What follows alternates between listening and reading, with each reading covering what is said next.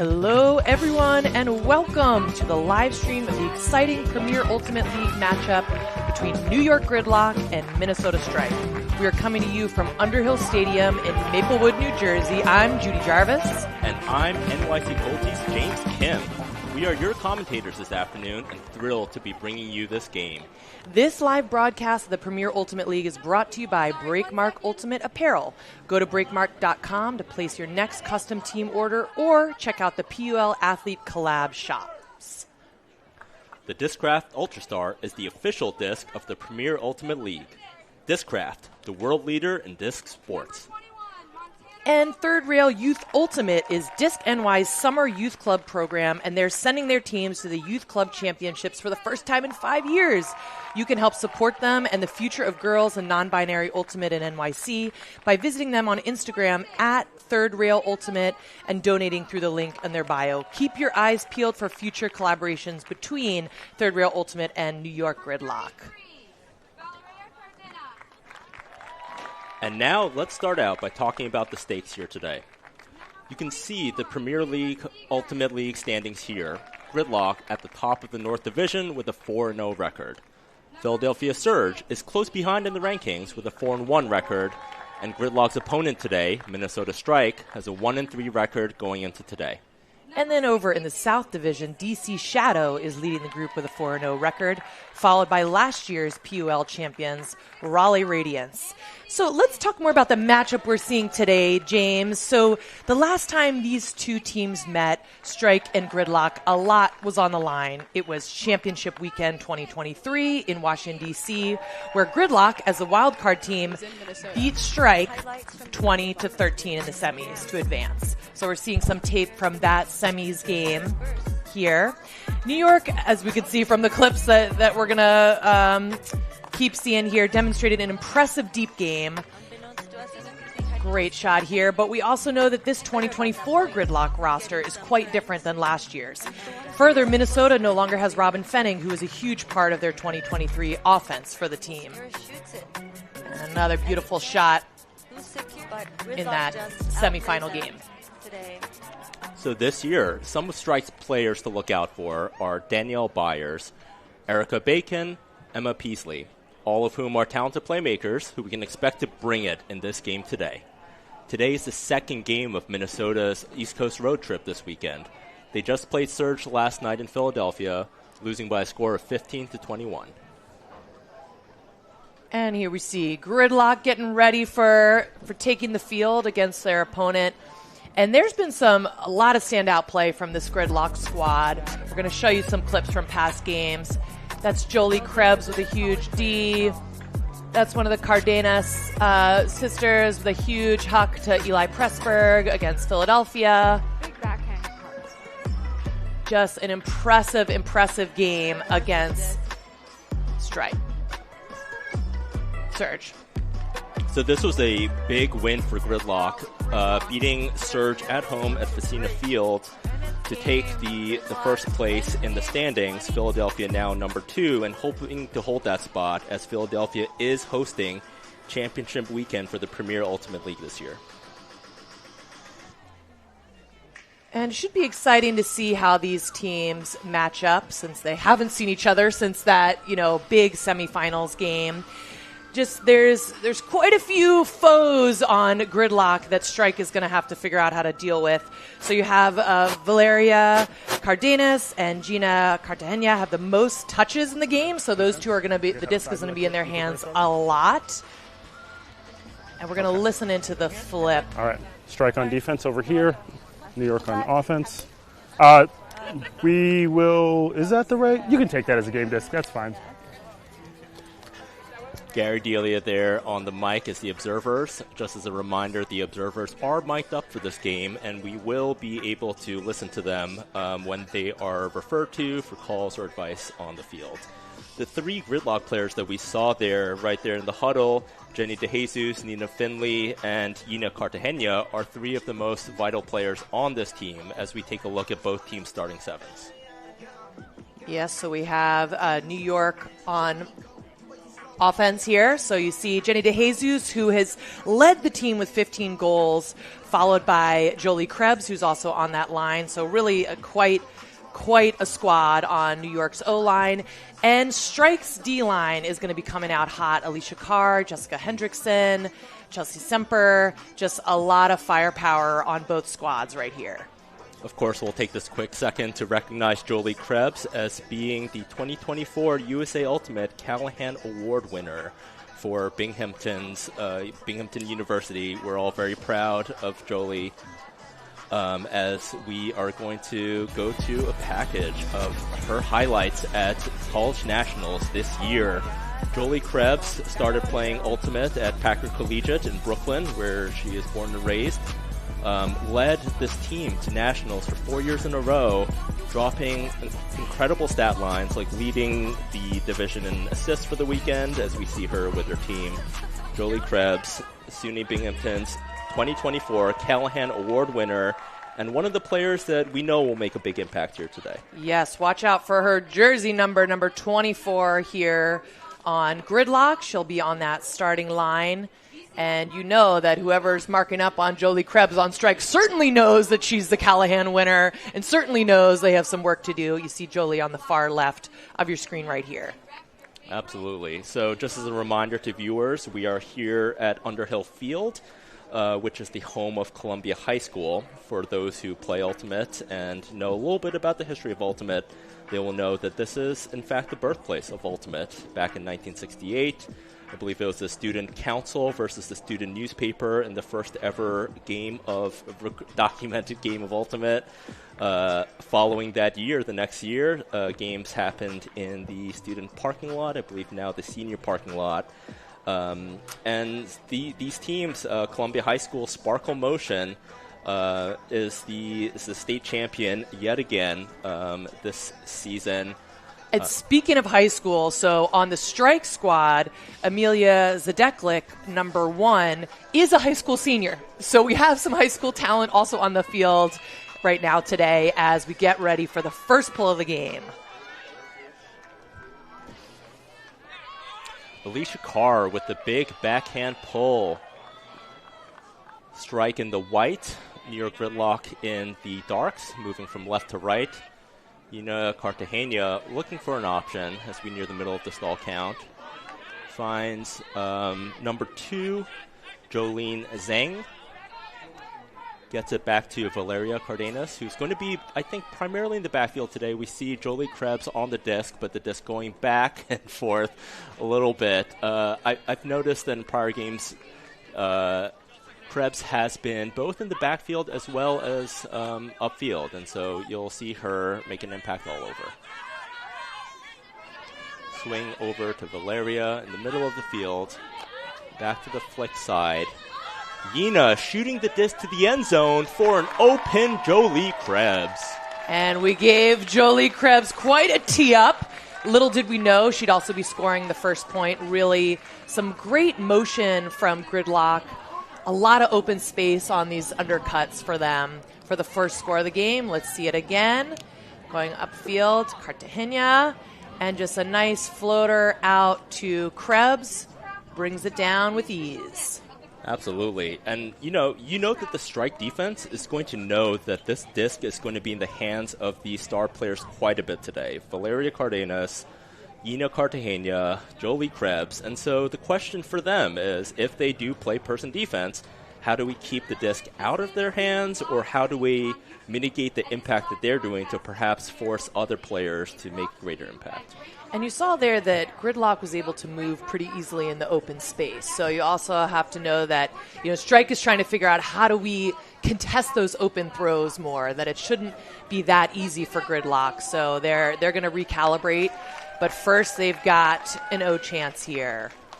And I'm looking out to the left side of the field. I see some flags from the football uprights moving just a little bit. So we'll call it maybe somewhere between a 5 to 10 mile per hour wind, but I don't think a major variable as we see the first offensive possession for Strike here.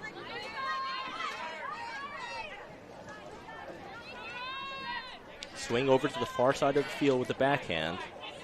Looking for an inside option. Doesn't find one. Finds the reset.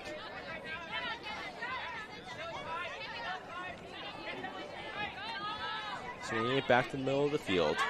Oh, a big flick huck all the way downfield. And that's Emma Berrigan, number 11, with the D on that. Great play by Emma Berrigan. That's against number 7, Danielle Byers for Minnesota Strike, who we did mention is a player to watch today. Looks like Cassie Brown heading to pick up the disc for this D-line's first offensive possession. Marked by Steph Rupp, number 5. Centers the disc to the middle of the field to number 21, Montana Roberts. Back to the backfield, number 5, Emily Wang. Back to Cassie Brown. An inside throw. Ooh.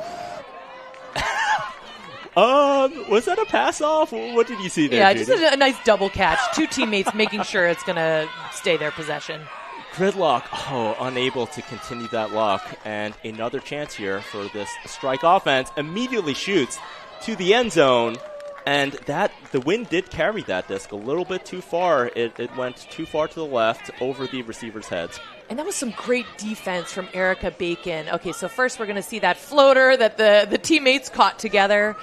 And Erica Bacon, number 4 there, got that just hustle D, but put it up with too much of a blade for the wind conditions. And you see that Strike is doing a little bit different with their defense right now. There's some more straight up marks, so they're trying to make those backfield players work harder. Judy, I don't think I've seen that play. And another D.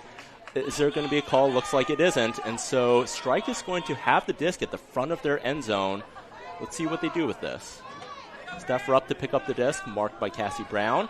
Looking for an option. Flick side and an open first cut in the front of the stack by number 7, Danielle Byers. So Byers bringing it in after a little bit of back and forth on the end zone line, but really credit for that point really goes to Erica Bacon, number 4, for great defense. It was almost a Callahan catch with that second D. Let's see it. So Nikki Hare's looking for the swing. Bacon gets in there, gets the D. Strike pushes into the end zone, and Rupp picks it up. Number 5 here.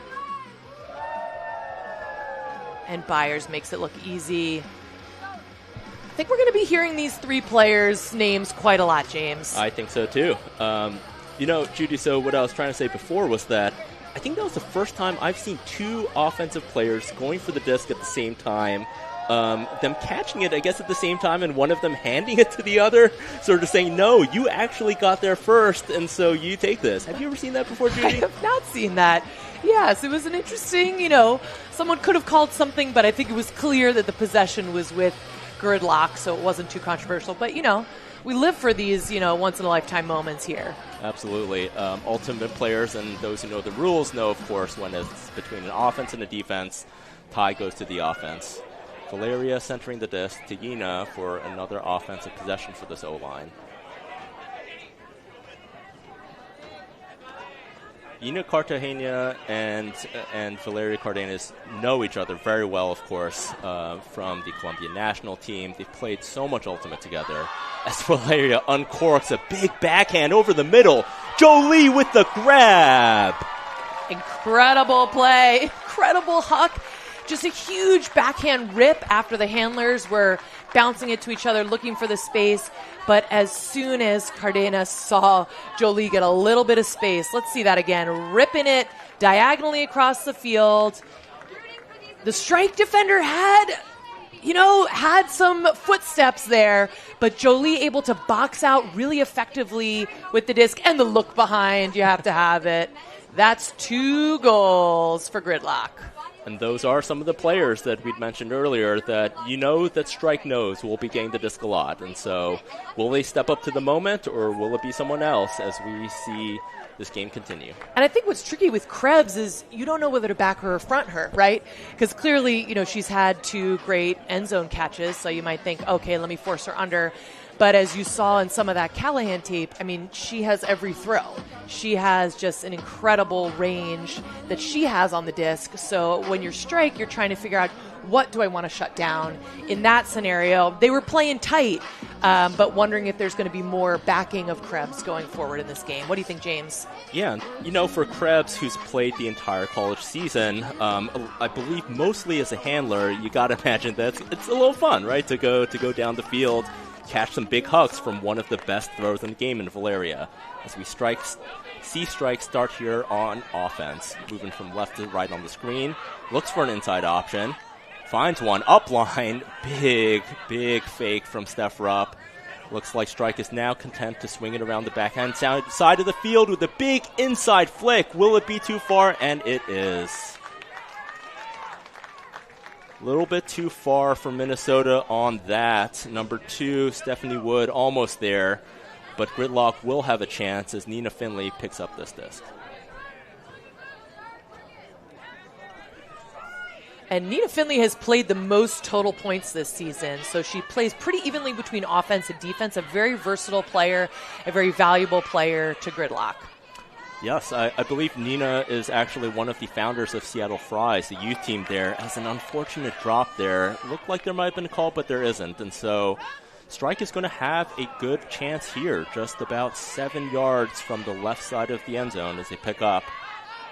And another front of the stack cut, open for another front line continuation. Steph Rupp with the spike and the score, 2-2. Oh, and Strike is happy about that one. So they took advantage of a Gridlock error, just had to throw a couple completions on the end zone line to tie up this game. Strike is here to play. They are. They've had these chances at the front of their end zone, and they have converted them.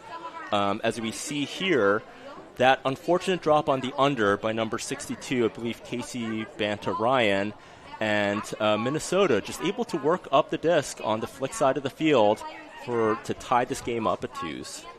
And that's Steph Rupp with the score there. Also has been a assister in other points, so I think Rupp is looking to do some damage here today for Strike.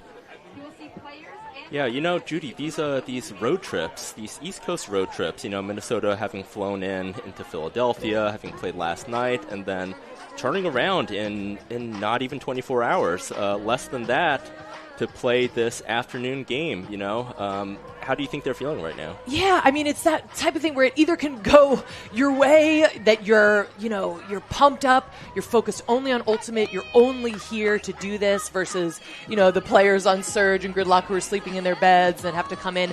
So I do think there can be this intensity and this good mentality of the on-the-road games. But the flip side is you're not on your turf, right? Gridlock has the home advantage. You're coming to play 2 of the top teams in the division, but it's exciting to see that Strike is coming in hot. Absolutely. As we see a big flick huck being uncorked, Jenny DeJesus with the clap catch for the score. Oh, they make it look so easy. And we said before, DeJesus is the team's goal leader. You can see why with that cut, just setting up a beautiful diagonal. Let's see that rip again.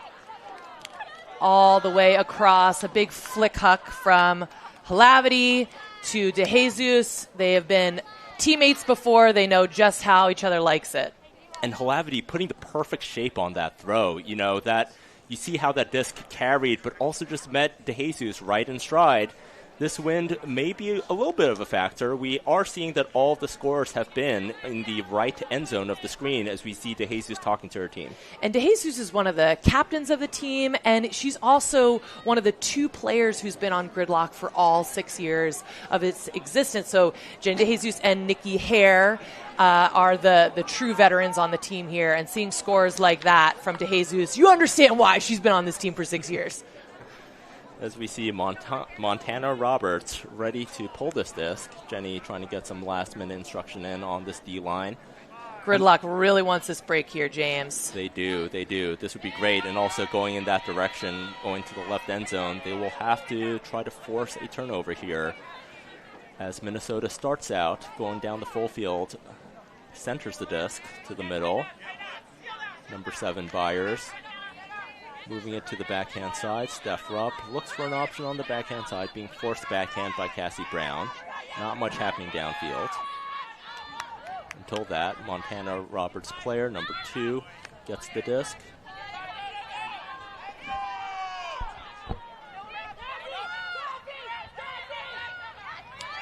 Steph Rupp getting the disc back at the front of the end zone.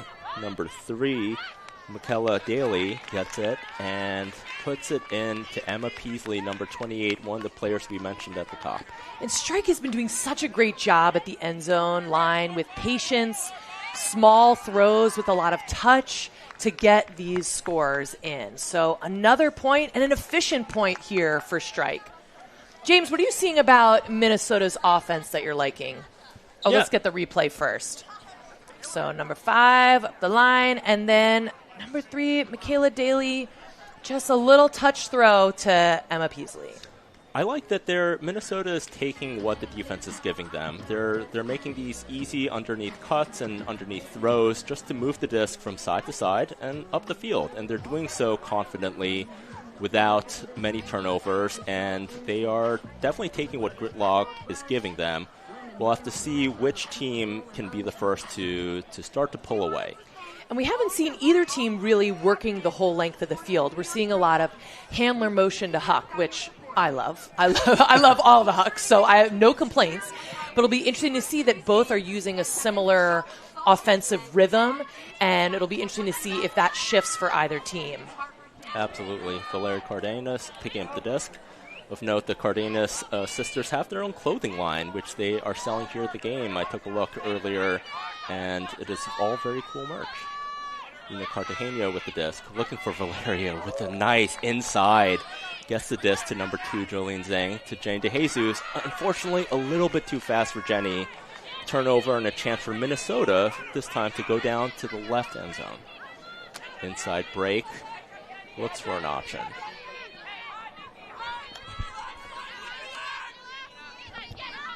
And, that's just an unfortunate turf. Coming in hot towards the inside of the field. Yina does not hesitate. Valeria just goes and not in the end zone, signaled by the observer. Looking for an option. Valeria does have a little bit of time, and so we'll look to reset. If there is someone who can get open, and who is it at the back of the end zone but number 24? Ooh la la. That's what I have to say about that, because you just can see how Valeria Cardenas is such a veteran player that it would have been very easy for her to try to shove the disc to any of those first 3 teammates that try to kind of flash and be open. But she just, that calm, that ability to say, I'm going to wait for my best option. And it turns out it's going to be straight ahead, and it's going to be Jolie Krebs.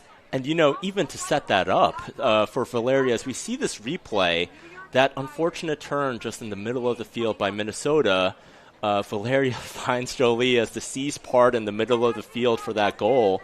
Valeria was the one to sprint downfield right off of that turnover and look for that disc immediately from Yina.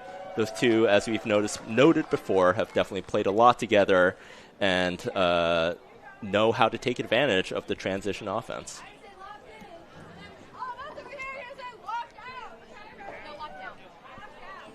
All right, Gridlock back on defense, looking to see if they can find a break here.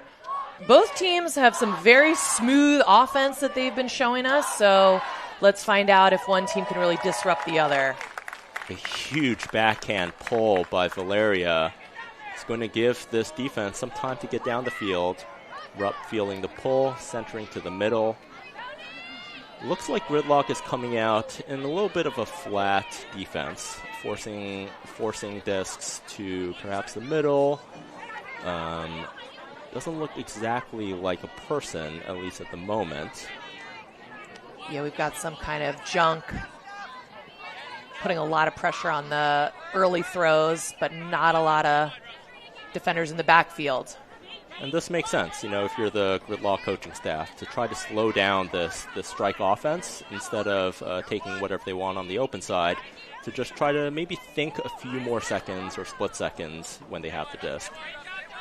Number 4, Erica Bacon. Oh, and that's exactly what the Gridlock defense wanted, was to force a throw like that Valeria can just scoop up. Oh, and 53 coming out of nowhere on the right side of the screen. Emma Poyer. Can Strike put this in? And it looks like they can. Incredible play. Poyer gets the disc back and the bookends. Oh my. And there were a lot of gasps that we heard in the crowd here. First, Cardenas' D interception, and then Emma Poyer, as we see here on the screen, who got her own interception and was able to finish it for the score. Tie game 4-4. You know, as a D-line player, getting bookends is just one of the most exciting things you can do, right? Because to get that D, and then after that, to be the one to put the score in, I mean, there's not really much more you can do as a D-line player than that, and that's as good as it gets. As we see this play, wow, that's Goober being forced up. Valeria there to gobble it up. Valeria tries to center it, but a great heads-up acceleration by Pointer, who then books it to the end zone. Finley hot on her tail, but Pointer able to score it. Gridlock cannot let up here, so I think maybe they came in strolling, feeling like, hey, we beat Surge, and Surge beat Strike, so, you know, we should be able to handle this. But I think Strike is telling us they're coming to play. Absolutely. You know, with a lot of Ultimate games, you see sort of the flow go to be back-to-back, holds and holds. And when you see the game start to be decided is when you see a team start to pull away, as we see Nina Finley moving the disc here on the open side, up to Jane DeJesus, fakes that flick, is trying to find Valeria in the backfield, who does get open. Jolie gets open on a big swing, defender right on her tails. Jolie looking for an option to Valeria and goes immediately upfield. A little bit of a bump on the mark, but takes that in stride. Valeria also going up on that same side of the field in power position, straight to an under to Janine Hlavity, looking for something, and unfortunately just a little bit too far on the backhand side for Valeria. We do see a Minnesota player striking down the field, pun intended, Julia Hill. And it looks like they're going to call a timeout there for Strike to plan out their offense. And just a fun fact about Julia Hill, a.k.a. Chucks. Her nickname is Chucks because she started playing Ultimate at a time when she didn't own cleats. So she came and played in Chuck Taylor's shoes for her first few weeks at college at St. Louis University. So, you know, the Chucks has stayed with her. And so now that she has cleats, we see that she's quite fast. So Gridlock better watch out for her. Judy, I cannot imagine what it's like playing in Chucks. I mean, you could not pay me enough to do that. But, you know, when we're all younger and we're in love with the game, as we see this replay. Go, Chucks, go. Ready to do it. Unfortunately, none of her teammates were there at the disc. I think the coaches wanted a timeout. And so in the Premier Ultimate League rules, when there's a timeout called, coaches can sub any amount of the line. So we'll probably see some personnel changes here for the teams.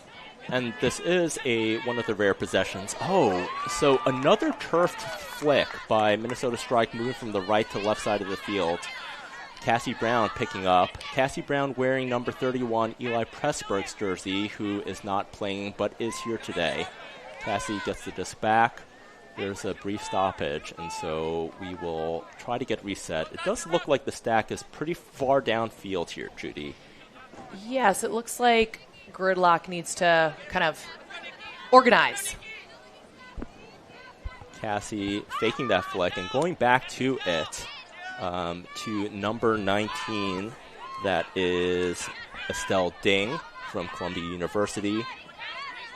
Cassie looking for a flick option. Also happy to go backhand if there was something there. Finds the flick again to Emma Berrigan, to Montana Roberts for the score.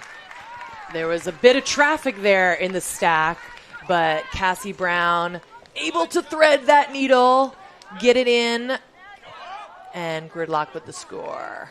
That was a great play there by Emma Berrigan to grab that in the middle of the field. It was Cassie Brown trying to find options downfield. And Berrigan got the disc and able to see that her teammate Montana Roberts was wide open. So a good hustle of Roberts to get out of that space because her defender was reaching in to try to disrupt the play.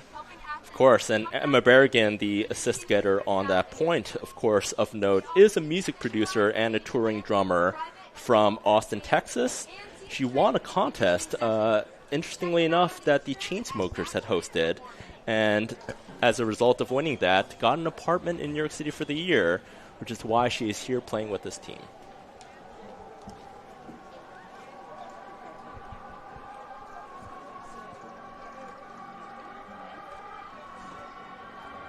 So we'll take this second to recognize Match Fit Performance, who is happy to be providing another season of sports performance and rehabilitation services to New York Gridlock. From the sidelines to the gym and back onto the field, owners Rena and Irwin are dedicated to helping athletes come back from injury and continue to excel in their sports. They offer individualized training plans, private and small group training, and team strength and conditioning sessions. Check them out on social media. Strike moving the disc with, it looks like, about 4 handlers in the backfield. Looking for something with, it looks like could be the same defense we saw by Gridlock on the previous point. A big backhand jack from number 4, totally open to number 7 of Strike. That is Byers again from Erica Bacon. Those 2 players we noted at the top, Judy. Bacon to Byers. And that's the thing with the junk zone that Gridlock was doing is once your opponent gets through, there's a lot of deep space open. So number 4, Erica Bacon, recognizing that, a big rip to the very, very available Danielle Byers, who brings it down for the score. Byers did not have a defender within, I'd say, probably about 20 yards. And it may be that Gridlock had positioned that extra defender around the disc to try to create some tension there. Of course, that is the downside of what happens if you can't get a D there around the disc. We do see a little bit of rippling on the players' jerseys as we also take a look here at the stands at Underhill Field. And I think that might be a little bit of that win might have something to do with some of those flicks that have hit the ground. You know, that these players have thrown the flicks millions of times. There might just be a little bit of wind around midfield that are kind of tailing those into the ground. So you can expect that these teams are going to make those adjustments. Absolutely. Valeria once again picking up the disc to Yena. Finds Janine Halavity on the far side of the field. A backhand to Jolie Krebs. Jolie leaning in on that backhand fake. Doesn't throw that, but Valeria is happy to throw that with all of her momentum, just a little bit too strong for Yena, going deep here, which we don't see every day. It's about 30 seconds left here in this first quarter as Strike can unleashes a huge backhand huck. Nina Finley, the closest player there, and Gridlock is going to have about 20 seconds left. And so the rules for Premier Ultimate League are that whoever is possessing when the clock ends gets to continue until there's either a score or a turnover. So Gridlock, if they can get to the buzzer and score, they get the point. And that's what happened. Captain to captain. As casual as can be, Jenny just looking for something, sort of fakes that flick, and then finds Nina there, almost looking a little bit away as she throws that to her co-captain to go up 6-5 at the end of the first quarter. We're seeing some great offense here. Just a lot of great heads-up grabs and looks, and so we're going to see that again. Cartagena, big ol' huck. DeJesus able to bring it down. The team floods. Jolene Zhang makes some space, and Finley just is open over her left shoulder. DeJesus sees the spot and gets it in. And these two have played many, many years together, both on Gridlock and New York Exist, have a lot of chemistry and a lot of anticipation of what each other wants. It's very impressive. Absolutely. And before on that first turn by Gridlock, you saw that you saw the shot to Yena, and we are going to be ready for the second quarter here at Underhill Field.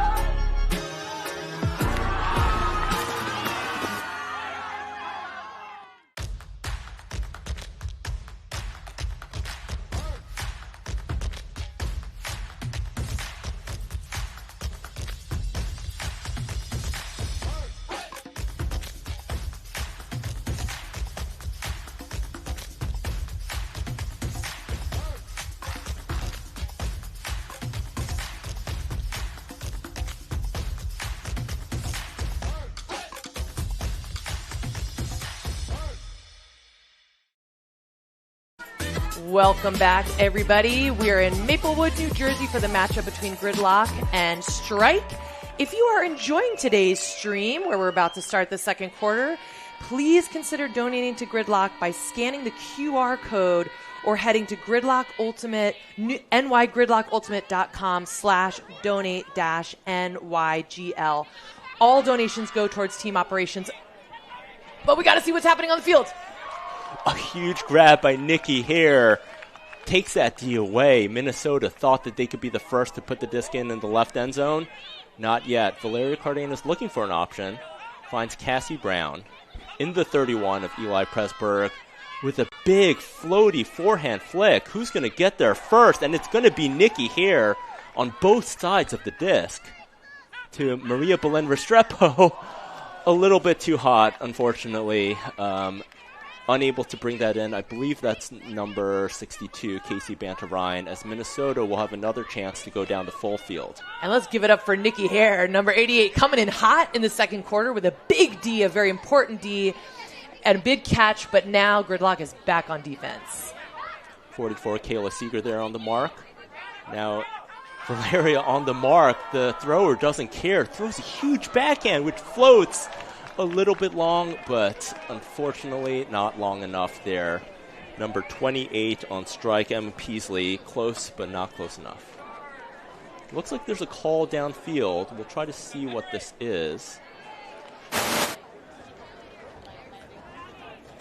As we see observer Gary Dixon on the left side waving his fingers back and forth. It looks like it might be an injury substitution here.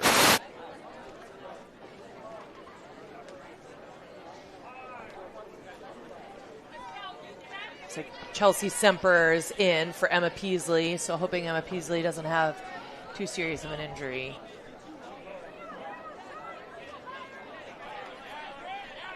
Cassie Brown looks for a first option. On the set play, that is a Maria Belen Restrepo open, but I think there's going to be a call. And she just immediately turns backfield because she knew that there was some sort of call.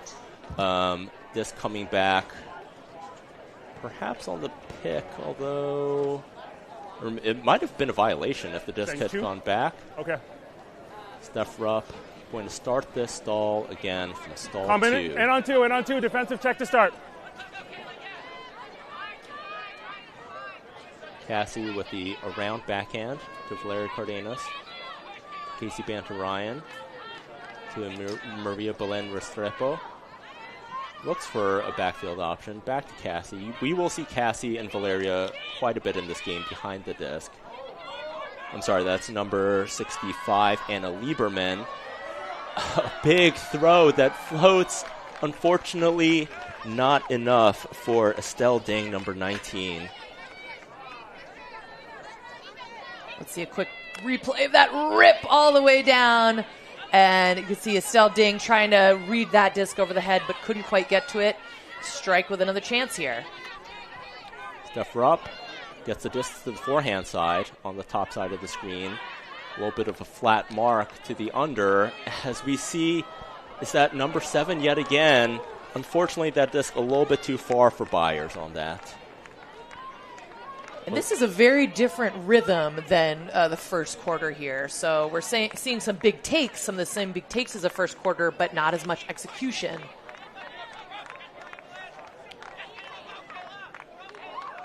Nice grab there by Banta Ryan. Looks for an option. It's going to be Cassie or Valeria. And, Valeria grabs that disc out of thin air. Does not hesitate to Kayla Seeger, who gets it over to number 19, Estelle, on the doorstep of the end zone. Looking for an option.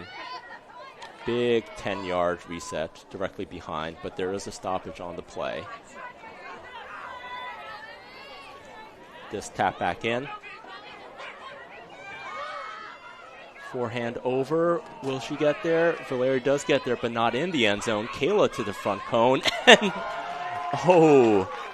did she have her feet in the end zone? Kayla Seeger, it looks like they are saying yes. Cardenas to Seeger for the nail-biting score. But as always, Cardenas' sense of calm and confidence of, hey, if you give me a little space, I'm going to put the disc right there. Just such an expert. Let's go back and see these Nikki Hare fantastic plays. So a big hook from strike that Hare reads so well, and she catches it. Then on offense, a big boost from Cassie Brown that floats, and Hare is the one with the read. So a great point for Nikki Hare there. And then to finish out the point, Cardenas on the end zone line. She just needs a little bit of space, and Seeger's able to tow it in. Let's see it from closer up. Cardenas. A little backhand.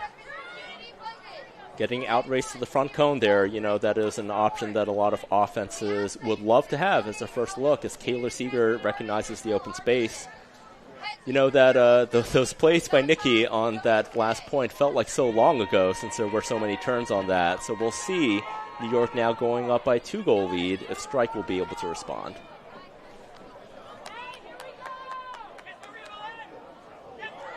A big floaty forehand. Gridlock player bidding but unable to get there. Minnesota swinging it around the backhand side of the field, and another big forehand. Wow, that is, I believe, number 47 there on Minnesota. Tori Gray, what a great boost. Looks like there's some discussion between the players, and we may hear the observer's mic. No, there's no call, and that is a goal for Minnesota. Back to that kind of efficient offensive play of handler motion and then a big boost. What a great play. Let's see it again. The forehand rip with so much space and time for Tori Gray to bring it down. Tori Gray just graduated from Carleton College and is going to be going to UCSD for grad school in the fall. So really a big player. And wonder if she'll have some eligibility for UCSD. They might be pretty pleased about that. Yeah, for ultimate players, it's always a question of how much eligibility do you have left? What, if anything, can you do to maximize that? And there on that last play, looked like those two players, it was pretty clear that it was a goal, but as ultimate players do, talking to each other to share with each other what they liked, maybe didn't like, maybe thought could be a call, as so frequently happens in this sport. Perhaps even more than others due to its self-officiated nature. Nina Finley picks up the disc with the ground, and Nina able to pick that disc up. Jolene Zhang with the disc on the far sideline, centers it back to Valeria Cardenas. To Jenny DeJesus. Being marked backhand here, finds Nina Finley, being marked forehand. Jenny now being marked forehand, finds Nina looking for options.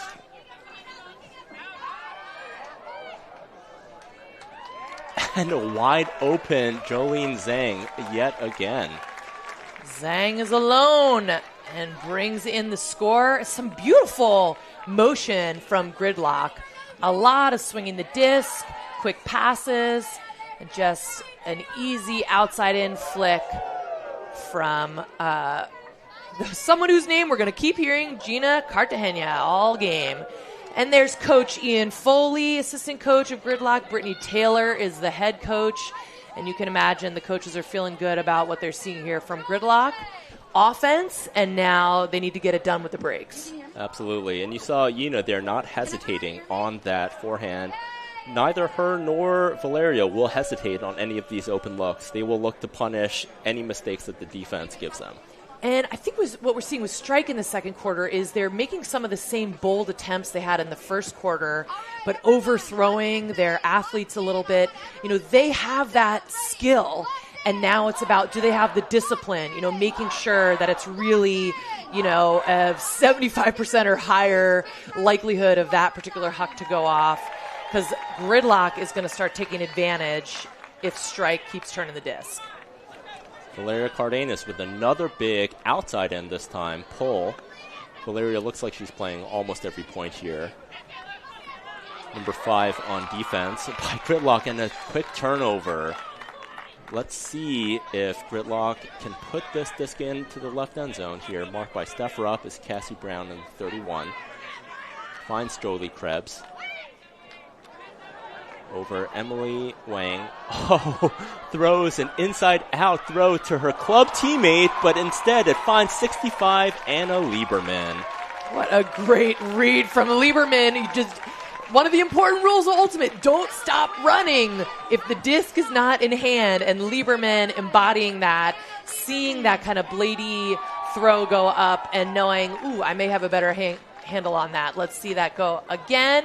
Seeger looking for it. Seeger was the intended receiver, but Lieberman alone and ready to score that disc. Never let up on the disc. That's Kayla Seeger there. Emily Wang, both of them teammates on the club team, Grand Army. And we want to give a shout out to VC Ultimate, the official uniform sponsor of New York Gridlock and other teams in the league. VC proudly puts community over profit, focusing their support on initiatives that help promote inclusivity. As the first ever sponsor to back professional women's and gender-expansive Ultimate, VC puts its money where its mouth is when it comes to equitable action. Thank you, VC. Gridlock going up by a 3-goal lead. Minnesota has 5.5 minutes here to cut that lead down closer to something into going to the second half. Cassie Brown on the field yet again. Gets a flat backhand huck that will travel to about the 42-yard line of the field. Nikki Hare poaching a little bit in the middle, and an immediate throw. It's going to hang. And that's a big D, I think, by Estelle Ding there, number 19.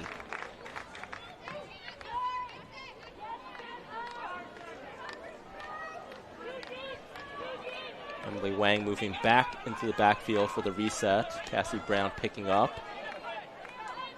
Looking for something, and what a throw there.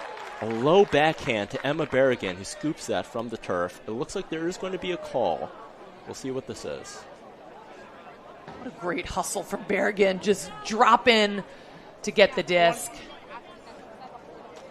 That disc coming in very hot. Emma able to save it to keep possession alive for Gridlock. Emma centers it to Emily Wang. Back to Brown. Brown with the big forehand. Looking for Estelle. And it looks like Estelle not able to get there. Defender positioning herself between the offensive player and the disc. And there's been some great defense from Surge in this point. Really a lot of pressure, not making things easy, forcing Gridlock to throw some less advised throws.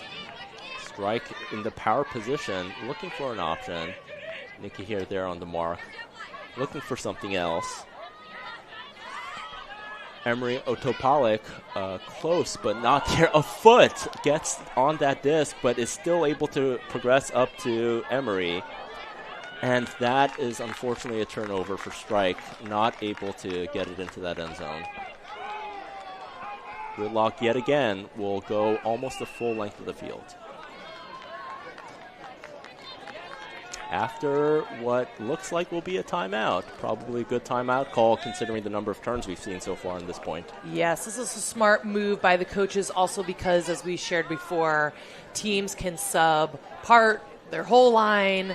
They can put in folks who are better rested. But this has been a battle point.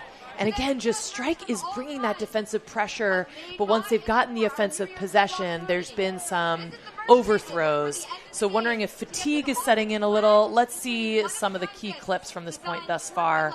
A big boost by Brown, but some great body position by Strike. Yeah, look there that Tori Gray just, would not let Estelle Ding get closer to the disc. There we see that inside turnover by Strike.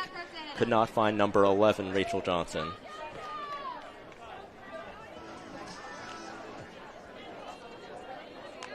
All right, we got some fresh legs in this point. You see much more of the O-line from Gridlock, more of the D-line from Strike.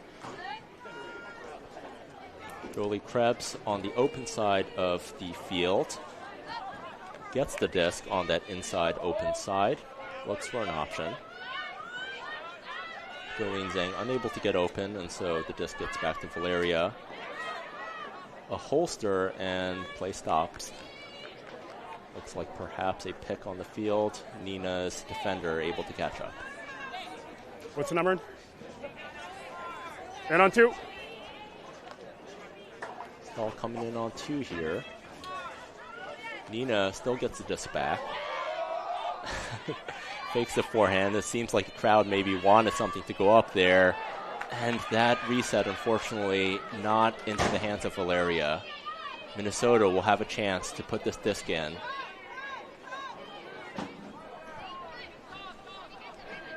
Rachel Johnson picking up, looking for something. Now turning towards the reset, which is well guarded, and an inside flick, not yet in the end zone. Wow, what a throw there. Amelia Zadeklik finds at the back of the end zone, Emma Poyer for the score. And what a turn of fates for Strike there. It looked like Gridlock had the upper hand in a point full of a lot of turns, but Strike getting the possession close to their end zone and able to put it in. What we saw there is we see this replay. Nina's throw, unfortunately, just not far enough there for Valeria.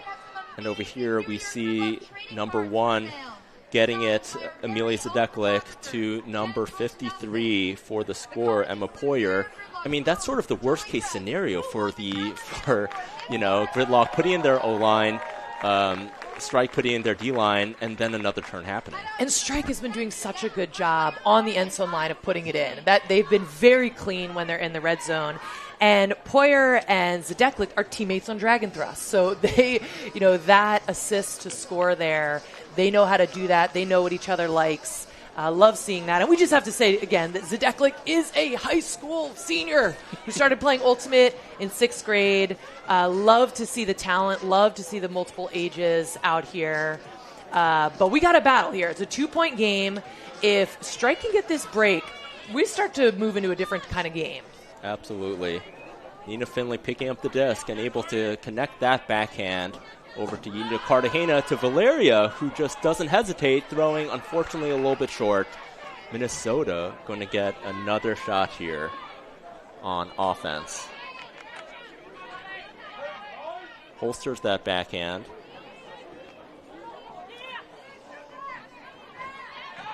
Being forced a little bit towards the middle of the field is Minnesota. Flat mark being applied to Nina Finley before there's a stoppage. It looks like a timeout call. Are you guys at count-wise? Okay. So I think we're seeing here, the coaches on Strike are wanting to bring out a different strategy here, trying maybe some different personnel. But we've now seen 3 timeouts in the second quarter. So I think it's a combination of, some fatigue from the athletes and also just trying to figure out how do we, what's the puzzle that the coaches want to put together strategically. What do you think we need to see from Strike here? Yeah, I think from Strike, they've been able to succeed by playing their game. They have, it looks like, not faced much of a different defense from Gridlock. And so if they can keep taking what Gridlock is giving them on the open side and on the swings, they might be able to make this a pretty close game, as it already is. And we see the fans out here in the sun. It's about 80 degrees, sunny out here. Got to get your hat and your shades on at Underhill Field in Maplewood, New Jersey. And the fans are loving the game. We get to hear the sound effects from the fans, the oohs, the ahs. And the athletes here are bringing them a great game. Minnesota right to check the disc back in. I believe it was on stall 2, called before this timeout. Jenny forcing that throw flick. Finds an open number 7, Danielle Byers. And a turnover there. Gridlock is going to have a chance to open this up to a 3-goal lead. Nina Finley doesn't throw that first inside option. Throws that backhand over to Jolene Zhang. To Jenny underneath in the middle of the field. Valeria covered there, not an option, but Yina is. Gets it over to Jolene. And a continuation up there to Jenny DeJesus. What great motion from Jolene DeJesus, really reading the space well. But there might be a call. There looks like there's some disappointment in everyone's body language. Yeah, I think Jenny really wanted that to be a score. The fact that it wasn't yet, but it looks like that score is upheld. So it looks like for travels, picks, marking violations are all immediate referrals. So we're hearing the observer on mic, which is so great to hear how all these processes work.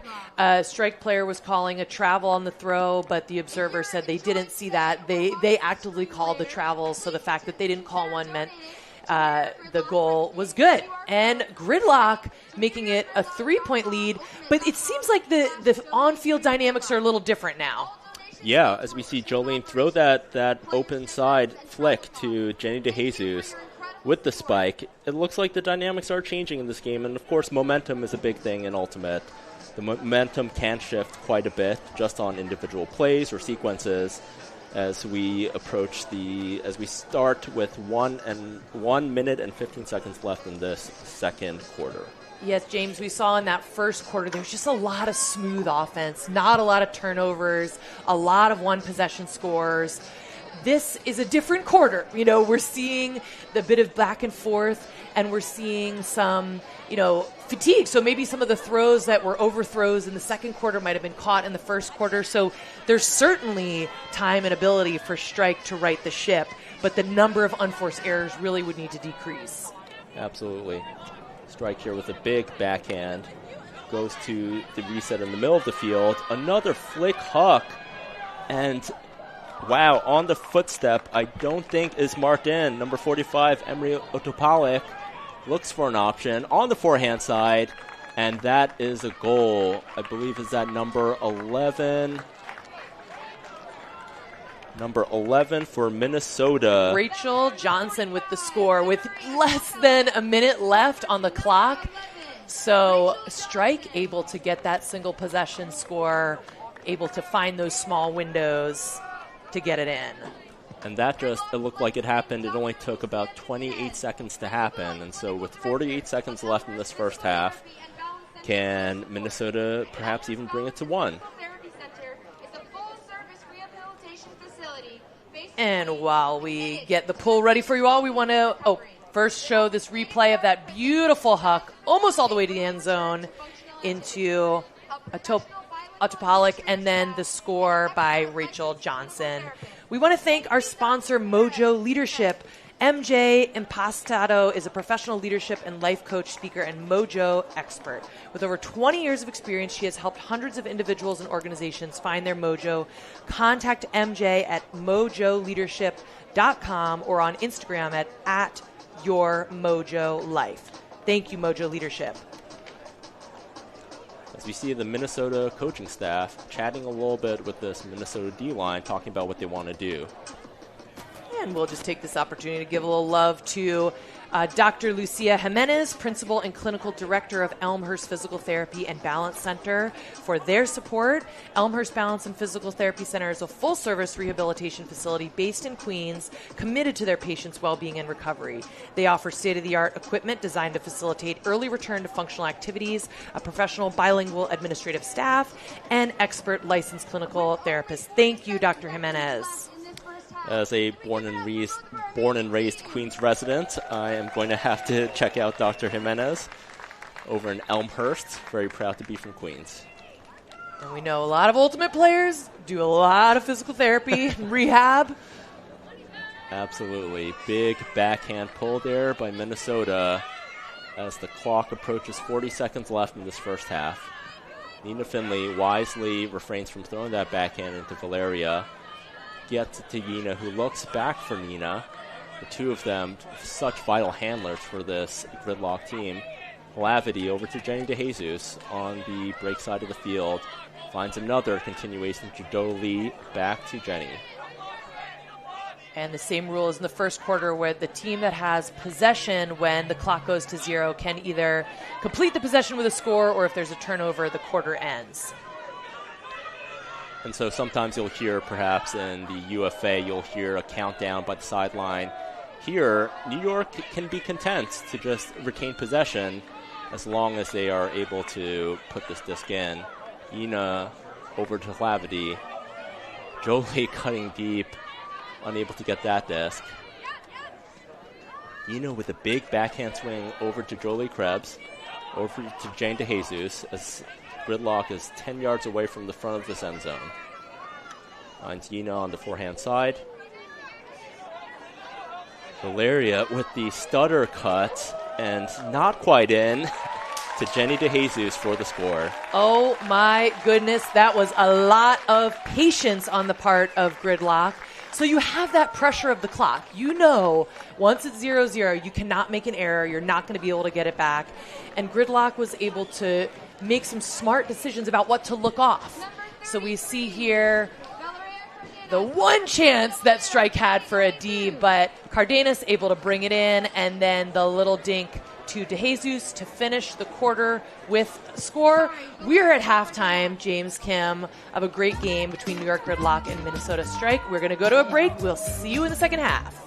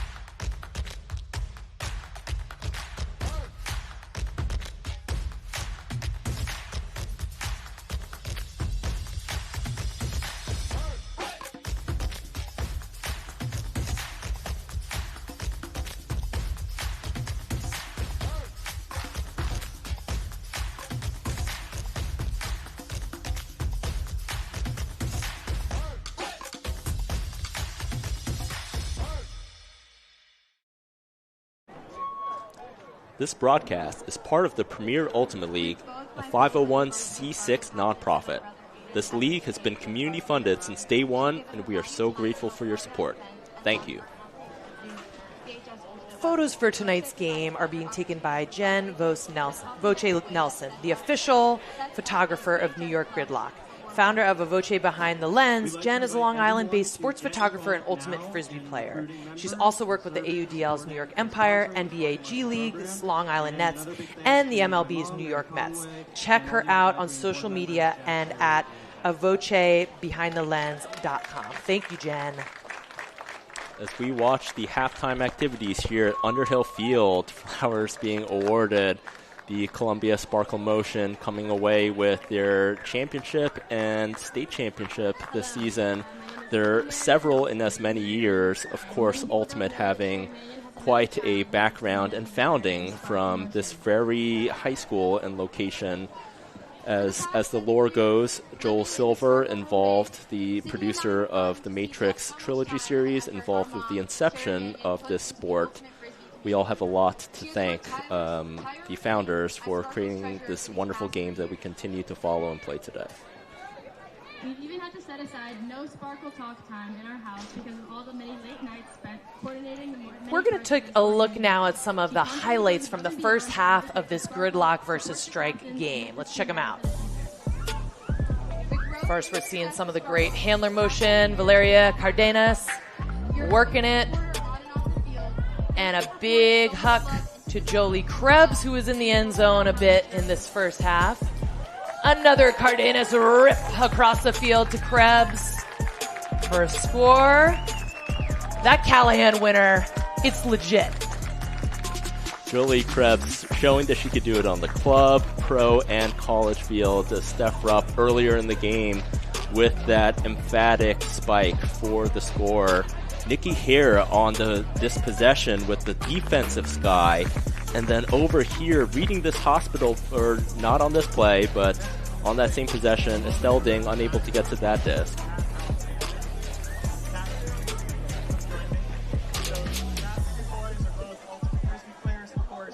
And Jenny DeJesus, this was the final score of the first half. As Yina looks for an option, you see Valeria with that stutter cut in the middle of the field, not quite in, so an easy flip to Jenny DeJesus for halftime.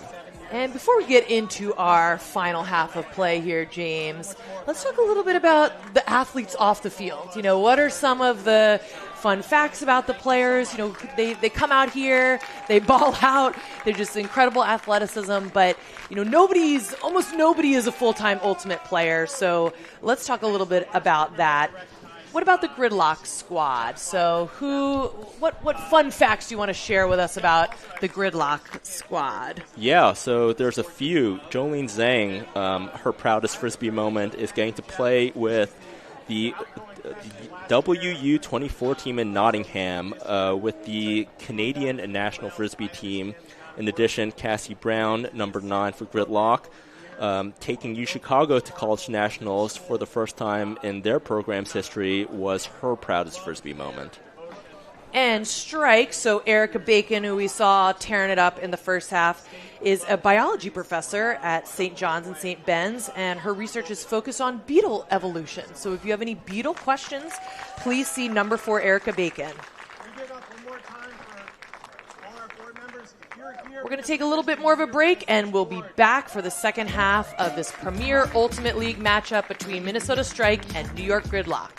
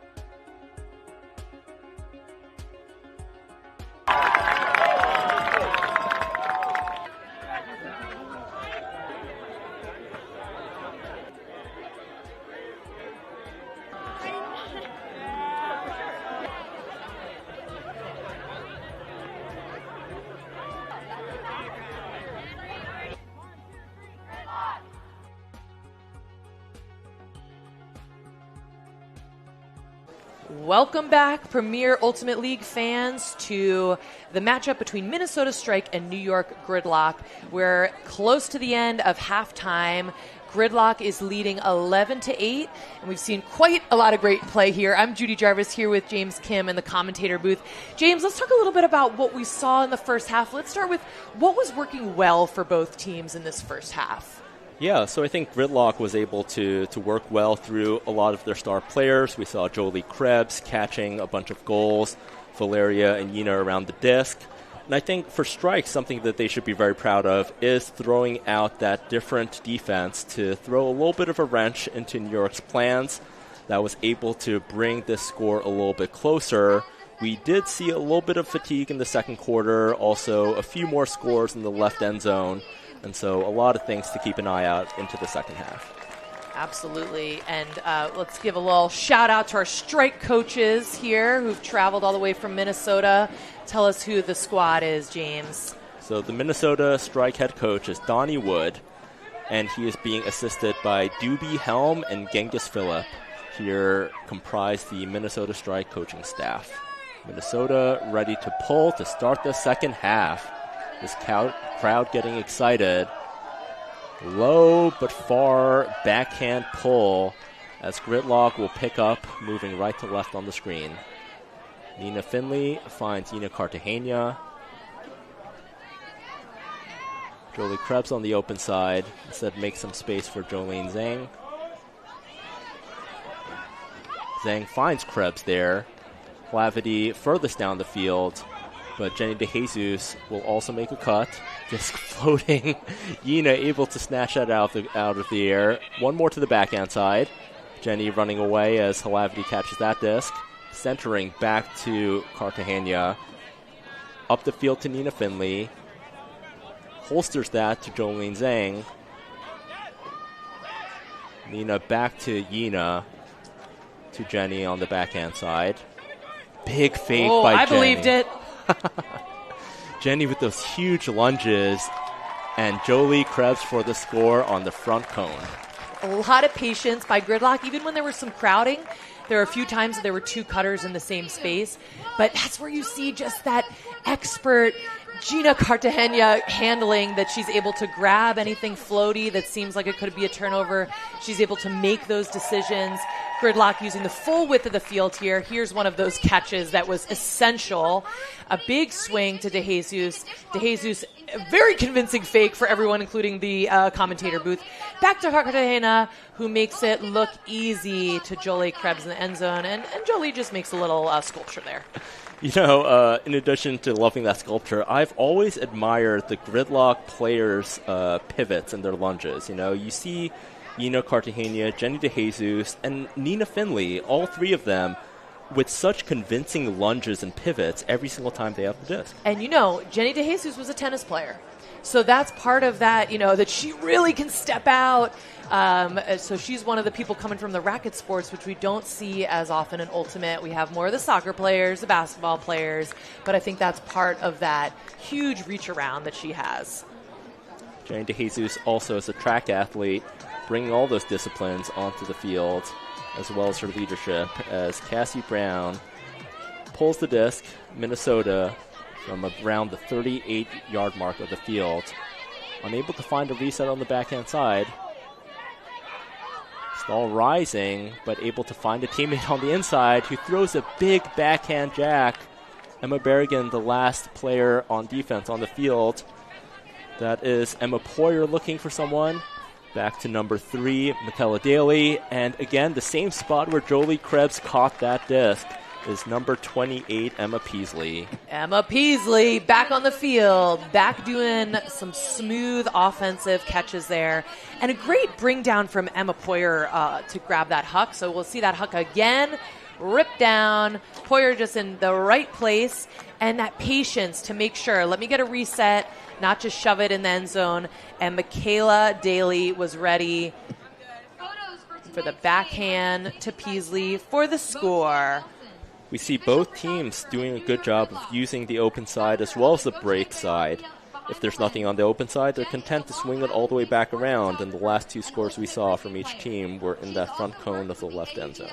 And it's worth saying, Emma Peasley is a podcast producer for NPR's Planet Money podcast. So when I read that, I felt very nervous about how she's going to rate our commentating. James, she's a professional. So clearly multi-talented, as so many of these athletes. Emma's also a commentator for Ulti World. So we love to see all that skill on the field. And maybe they'll let us play someday, James, too. Of course, it takes a village in the sport of ultimate. Yina Cartagena picking up the disc to Cardenas. Over to Finley. Back to Cartagena on the... There is a stoppage here on the play. Few stall counts away as Nina Finley will reset, being guarded by Alicia Carr on the reset. Looks like the call is a little bit further down on the field. Ellie Fireside Ostergaard involved in that call. Nina Finley gets a disc back. The Nina and Yina backfield, as it's known, doing some good work to Valeria with a nice pivot and backhand to Jolie Krebs. Krebs looks for an option, finds Jolene Zhang, who doesn't hesitate throwing that backhand, which is a little bit far. But that had worked for Gridlock before, that Jolene to Jenny DeJesus connection. So you can see why it was thrown, but now Strike has a chance here, but they have to work at the full field to get that goal. They do. Ultimate obviously being all about decision-making, but also execution. Have to pull off both to execute and play well. A big backhand around. Jolie almost there for the D, but doesn't get it. Valeria setting that mark. Calavity now in the middle of the field, marking almost straight up. And a big backhand throw. That will hang. Strike player unable to get that, and Gridlock will be back on offense.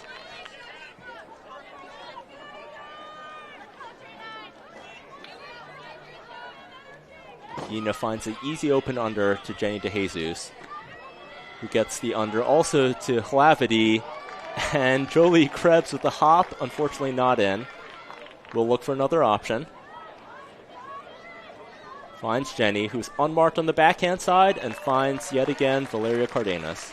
Nice for Cardenas to get a chance to get the score. She's usually the assister or the hockey assister. So Gridlock pulling it in to Jesus, upfield to Calavity, big put in. Krebs thought she was in, had to tap it, just only looking for the dump, only eyes for the dump, wanting that patient reset. Jesus comes in and able to get it into Valeria Cardenas for the score. Gridlock is pulling ahead here, James. Yeah, and we saw Jenny DeJesus as she got that reset in the middle of the field, the defender on the forehand side, so opening up that easy backhand, righty backhand to that left side of the end zone, as we've seen here in the second half. We're seeing the Gridlock coaches here. Ian Foley on the left, Brittany Taylor on the right. Have to be happy with what's going on for Gridlock as they take a big lead, 13-9 here in the third quarter.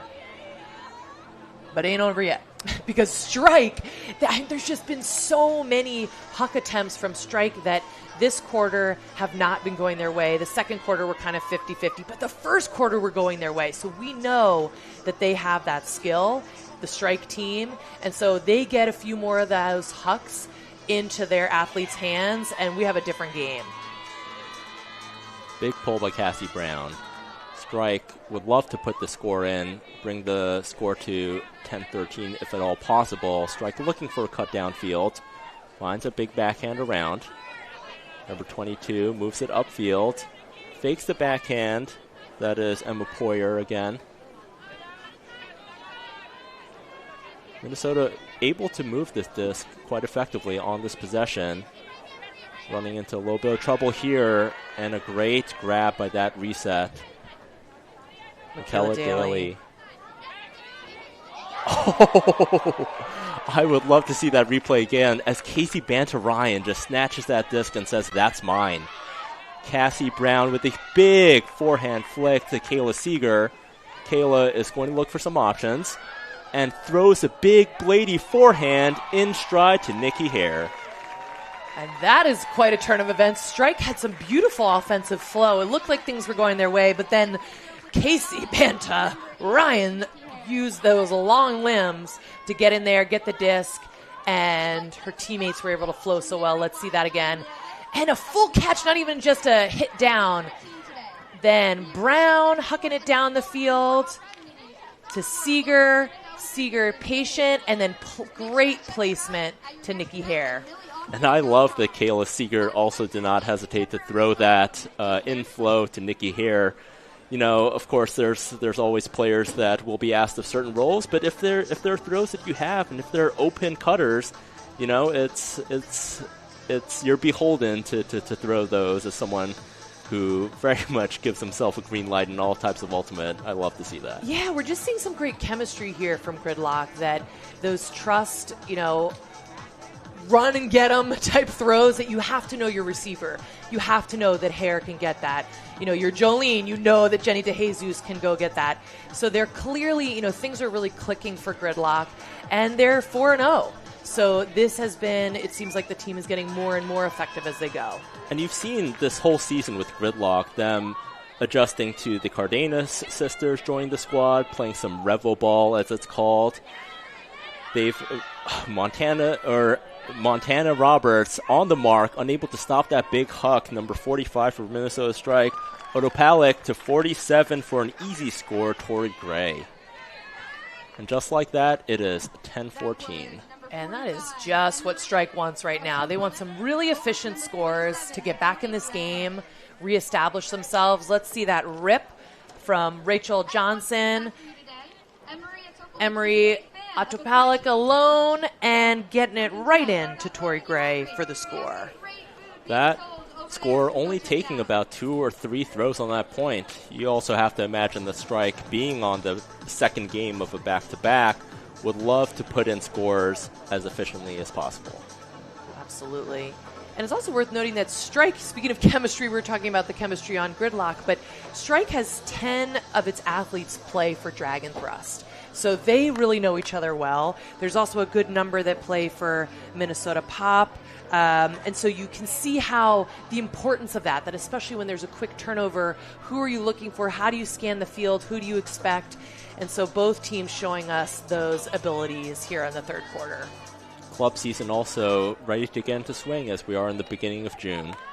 Nina Cartagena finds Nina, who throws that backhand on the forehand side to Valeria. Nina never stopping her movement. Nina will always be running and throwing. Nina with a nice inside flick over to Jolie Krebs. Ping pongs back to Yina. Another inside flick again. Yina Cartagena. It looks like there's a stoppage there around when Jolie faked that hammer. Looks like the mark is signaling about a stall 5 for this disc to come in. 5 seconds left for Jolie to get rid of it. Finds the easy reset to Yina. There's an option for Nina on the left side, but Valeria getting it underneath. Big pivots again by this Gridlock backfield. Finds Jenny in the middle of the field. Jenny with the flick, open side to Jolene Zhang. Oh my goodness. Put this one in the textbooks about handler motion. Though that handler dominator down 2/3 of the field was just so smooth, so beautiful. And then when it came time for Cardenas to have to get a big snag really low, making sure to save the possession, she's able to do it to DeJesus for the score. Let's see it again, please. A really low break that Cardenas is going to eat up. And then she finds her cutter coming up. DeJesus, give a little head shake over there, please, to hit Jolene Zhang. And we've seen great connection between Zhang and DeJesus. Their first year playing together here. Loving that receiver-to-receiver connection. Absolutely, and on that play for Gridlock, you know, we see all the players there with composure in the last few throws of that score. That's the kind of possession where everyone's got to trust their teammates to get open, throw the open passes, and not try to force anything too hard, and Gridlock able to do it there. One thing also to note about this Gridlock team is there's 7 international players. So when we talk about they've had to build chemistry, they've had to build, cross-country, cross-national chemistry. We have 4 from Colombia, 2 from Canada, 1 from Japan. We'll tell you more about them later, but let's get back to the action. Minnesota finds that backhand reset at around midfield. Looks for a reset. Gets it again. Bacon over to Rupp. Stack a little bit far downfield, so we'll see how Minnesota addresses this. Still, in spite of that, able to get a big under, who does not hesitate on that throw. That forehand, a little hard and fast for the receiver. What a great fake from Emma Peasley. The setup of that cut was so convincing. She had that space, had a lot of distance, but the throw just came down too early. But Peasley's ready to score basically at all times. Nina looking to go the full length of the field.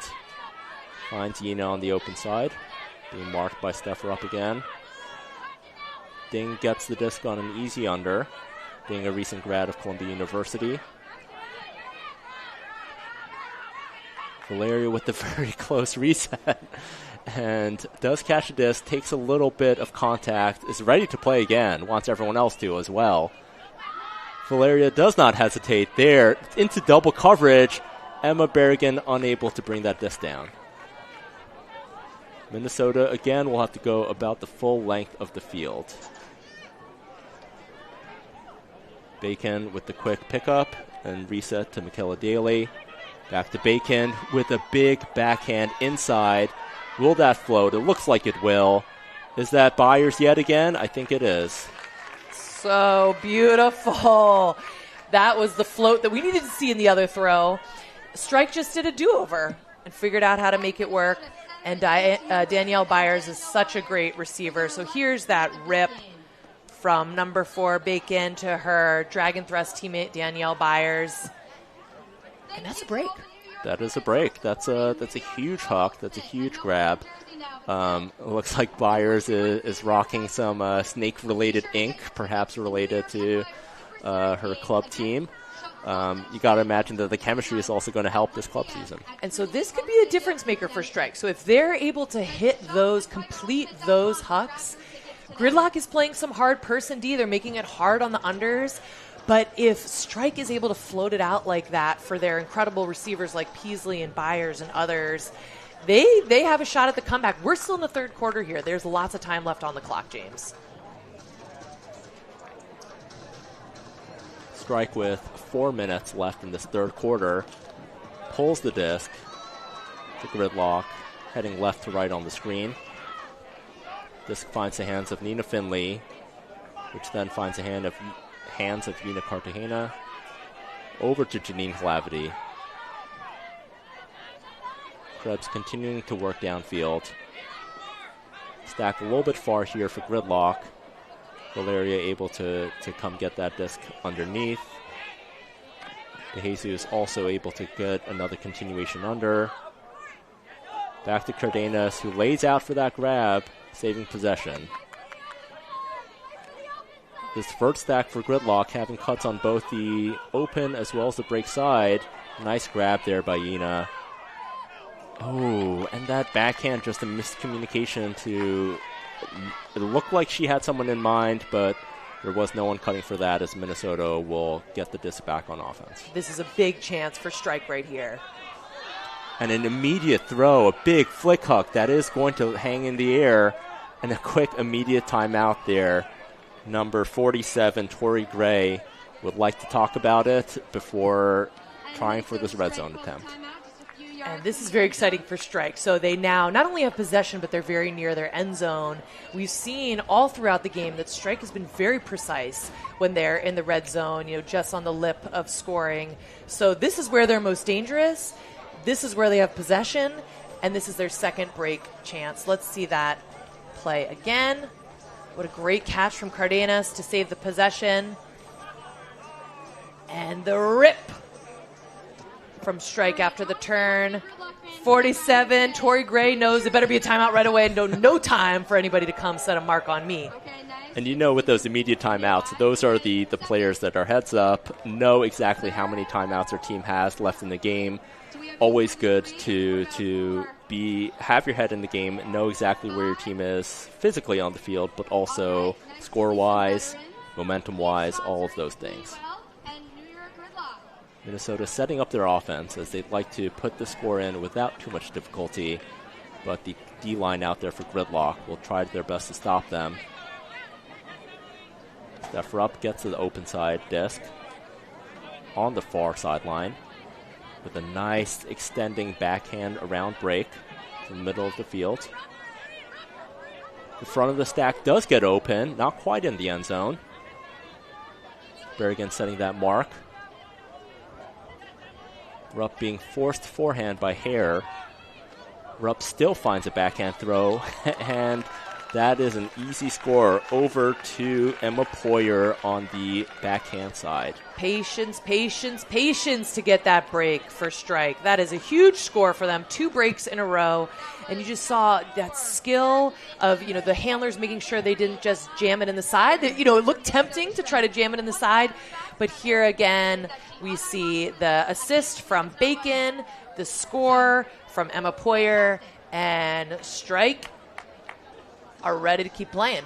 We now got a 12-15 game. Strike started out that play after the timeout on the right-hand side of the field, but easy and content to work it amongst the handlers, find whoever's open, move it over to the backhand side of the field, and that is inevitably where the goal ended up. I want to give a quick shout out to She Is Sports app. It's the first mobile app that aggregates women's sports content, ensuring fans have easy access to news, scores, games, and updates from the world of women's sports. Download the app today and activate a $1 donation to New York Gridlock. Check out the She Is Sports app. And the pull from Strike is a-coming. Courtney Walby, number 55. 2 steps and a big backhand pull down the field. Gridlock would like to stop the bleeding and to put another score in here.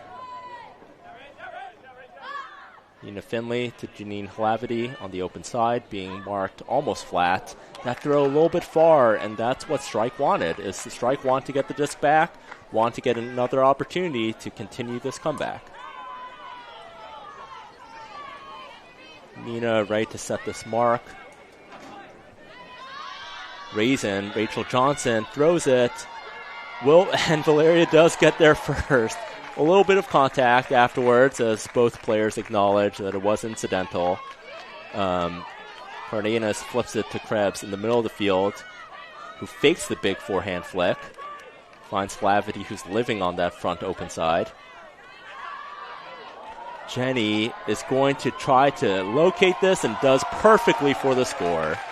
Oh, Hlavity, what a huck, what a placement with the defense in good position there on DeJesus, but Hlavity's throw just able to get in, and these are, some New Jersey old buds here, so let's see it again from Hlavity.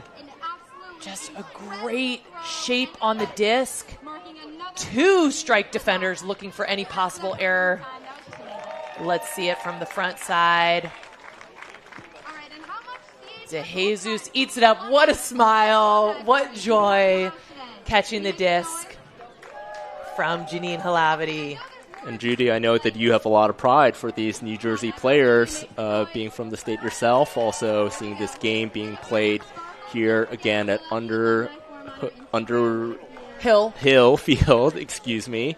You New Yorkers can't even say the names of our towns. No. It's offensive, James. It is. I'll admit that. Gridlock, having played their other 2 home games this season at Joseph F. Fusina Field, also the home of the New York Empire up in Westchester.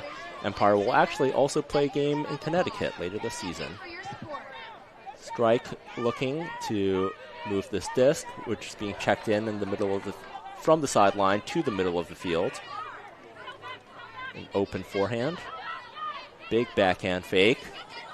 Kayla Seeger was gaining ground there on the under, but did not make an attempt. Still applies a good mark. Strike now moving around the backhand side of the field, and will that get there? From our vantage point, the disc floated a little bit. Looked like there was a second chance there all the way around, but Gridlock will get a chance to put this disc in on a break. Love that motion from Strike, though. Just really quick, full width of the field motion. Those are the right choices. The last execution didn't work out, but they're still here to play. Yeah, and Minnesota's called Strike, and so you'd expect them to just strike the disc on the open side, but they're demonstrating that they know how to use the full width of the field here. Cassie Brown over to Cartagena. Just 15 seconds left here in the third quarter. Brown with a big throw over to Cartagena, who doesn't often go downfield, but is happy to catch that. 5 seconds left. This Gridlock team would love to possess and do whatever is necessary to put this disc in as long as there's no turnovers. So as we shared in the other quarters, in the third quarter, whoever's possessing it when the time is 0 gets a chance to either score or turn over. So Strike's defense is going to work as hard as they possibly can on this possession. And Gridlock is happy to have Cartagena here on this D point to be able to quarterback this offense between Cassie Brown. Anna Lieberman with the wide cut on the break side doesn't get the disc. And another cut to the break side is Estelle Ding. Ding looking for an option. An inside flick to Nina Finley. 17-12. Another score for Gridlock right at the end of a quarter, showing us their skill in patience and focus in these kind of high-stress moments. The stakes are high, but they're able to make the right choice. You saw some of the players looking off other throws, so a big break here to Ding. Ding inside to Nina Finley for the score. And that is a wrap on the third quarter. Just 1 quarter left to play. The fans are out. They're pumped. We're going to take a break, and we'll see you on the other side.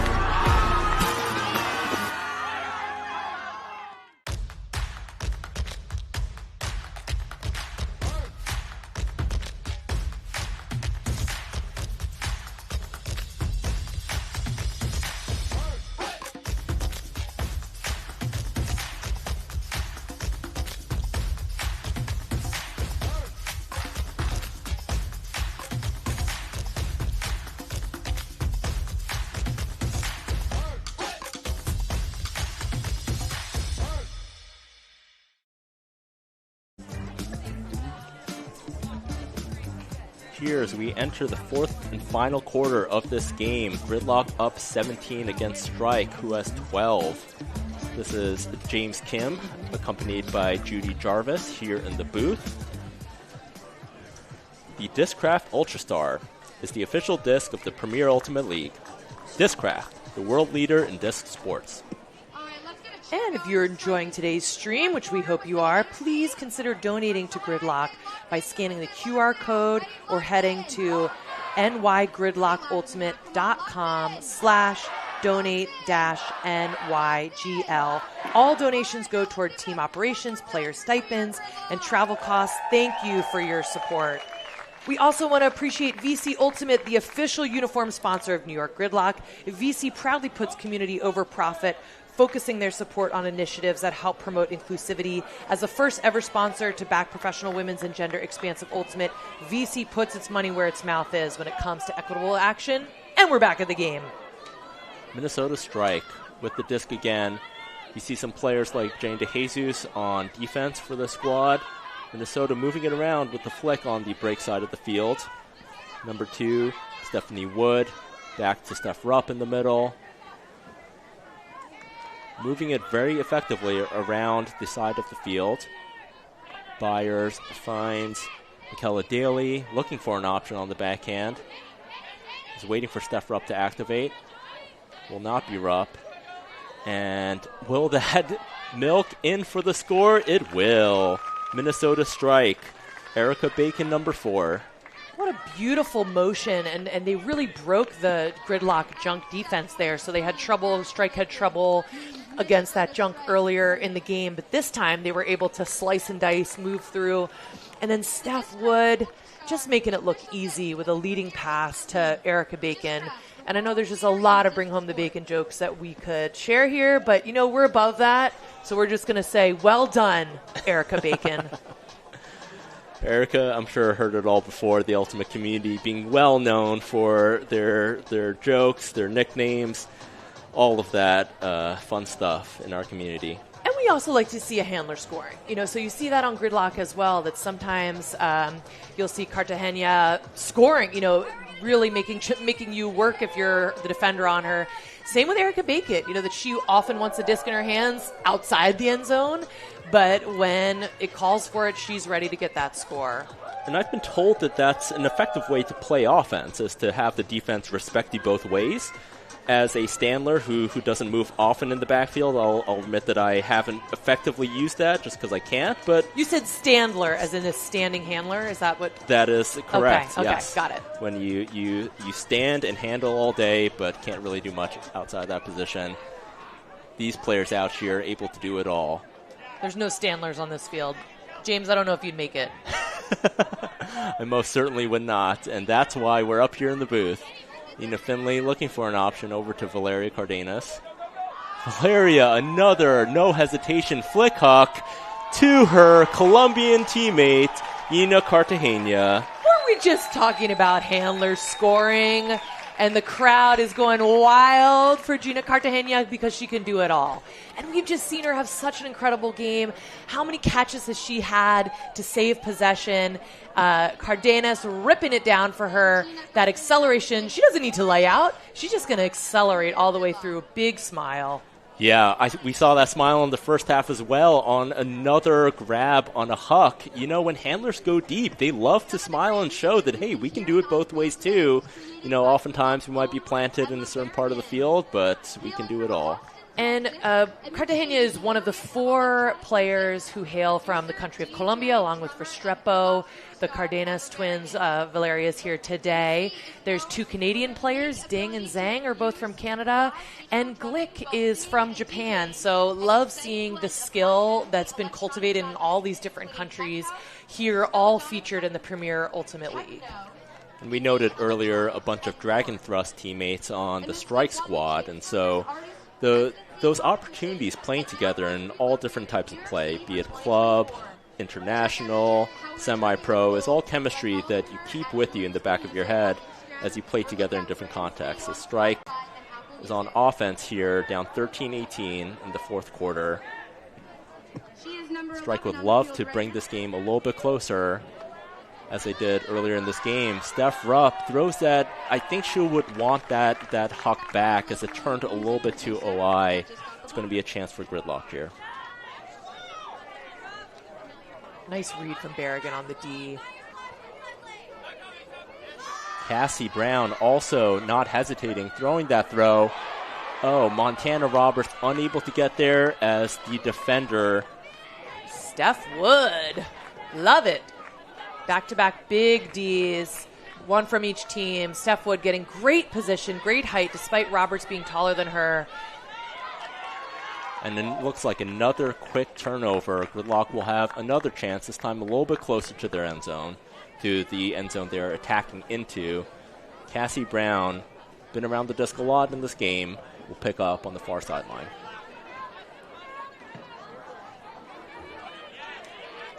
Emily Wang sits in the reset space for that.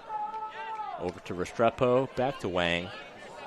And that disc, I think Wang would also like that back a little bit behind her underneath cutter, unfortunately. Striking, looking for options. Rupp going a little bit into the underspace and then changing her mind. And a little bit of an awkward sequence, but Gridlock ends up with it. Wang with the disc in the middle of the field finds Brown. Some players behind the disc, some in front. Restrepo looking for options. Gets it back to the reset. Cassie loves that inside forehand and will throw one to Emma Berrigan, who is unmarked, but it looks like they're going to talk about it, as Emma might have been a little bit too open.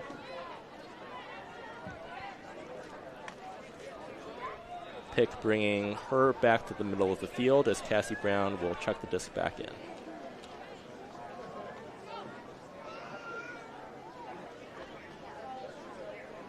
Perhaps trying to get some confirmation on the stall count as the disc comes back in. Quick reset to Hare.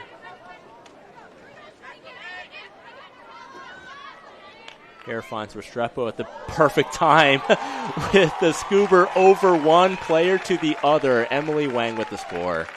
Ooh la la, I have to say it again. When we see something a little special, we need a little special phrase. Restrepo just, I want to get it over there. What would be the most effective way? I'll do kind of a Lady Scoobers type of thing. Let's see it from Wang's perspective. So Hare looking for the reset.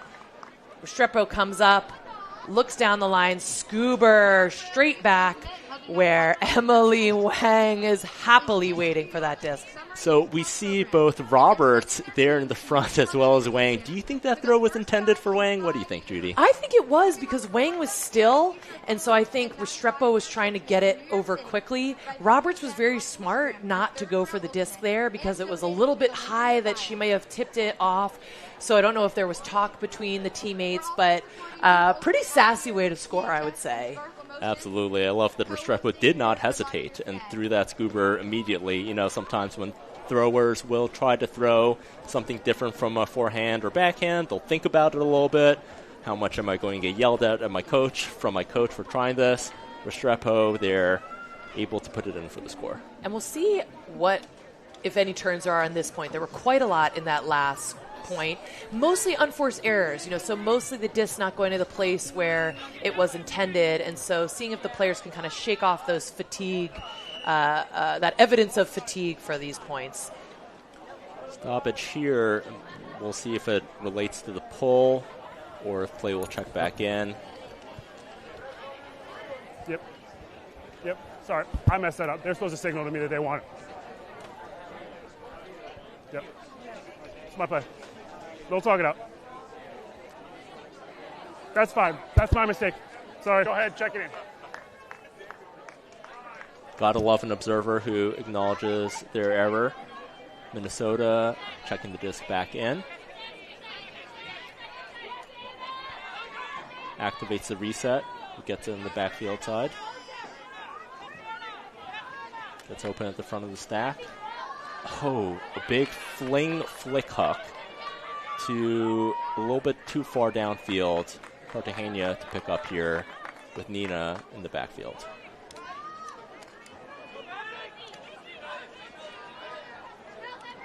Lieberman pushing deep. Seeger and Banterine also pushing. Nino with the big backhand hug. We don't see that from her all the time. Banterine going under and then deep for the score. Look at the joy there. Nina Finley with a huge assist to Banterine. That was a delicious disc. That's one of those ones you love to eat up. It really was. And so right before this replay, we saw a bunch of these cutters cut underneath, not get the disc. But as Casey cleared out downfield, kept on running, Nina looked up, saw that she was going, hits her in stride for the goal. And just the perfect loft on the disc there. We've seen some other hucks in the game, even just in the same point where too much of a bullet this direction, that little bit of wind helps the float. And a great shot by Finley. Yeah, as a cutter, sometimes when you cut underneath and don't get the disc, you clear out deep and aren't always expecting to get the disc. You're just trying to make some space for other cutters. But when the disc goes up to you, because you end up being open on that, you're very happy to put that into the scorebook as Banterine was there. And we have Jenny here on the D line to Jesus, which makes me think there's going to be some kind of junk D. She's often put in on the D line when there's that type of strategy. Let's find out. A little less than 7 minutes left in this game. The Strike picks up this disc. Rupp as the center handler. Being marked by Brown. Byers being forced backhand by Krebs. On the backhand side until that flick reset to the middle of the field.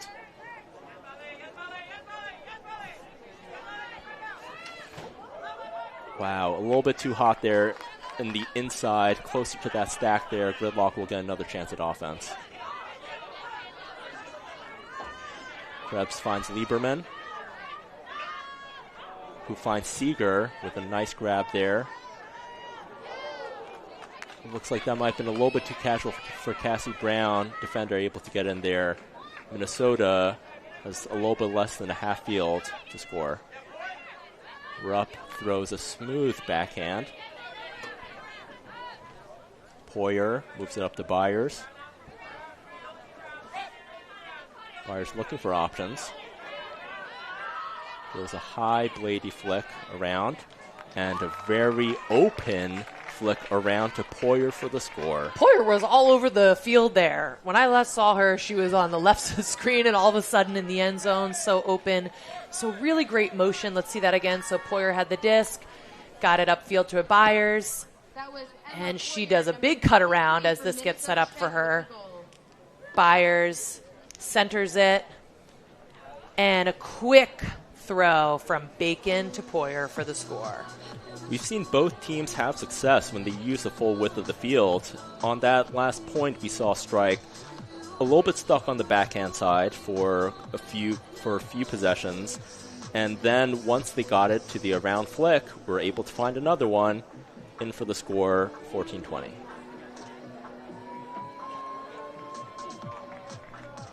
Everybody rehydrating. It is still very warm on the field for these athletes. We're on turf.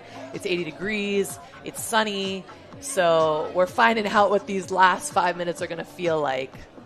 Second day of June. We're in for a hot one, as we will be for some time now. Big pull there by Strike. Going to hang and land in the middle of the field. Finley catches it. Cardenas. Back to Cartagena. To Halavity. Krebs looking for options. Thinks about throwing that backhand and throws a flick.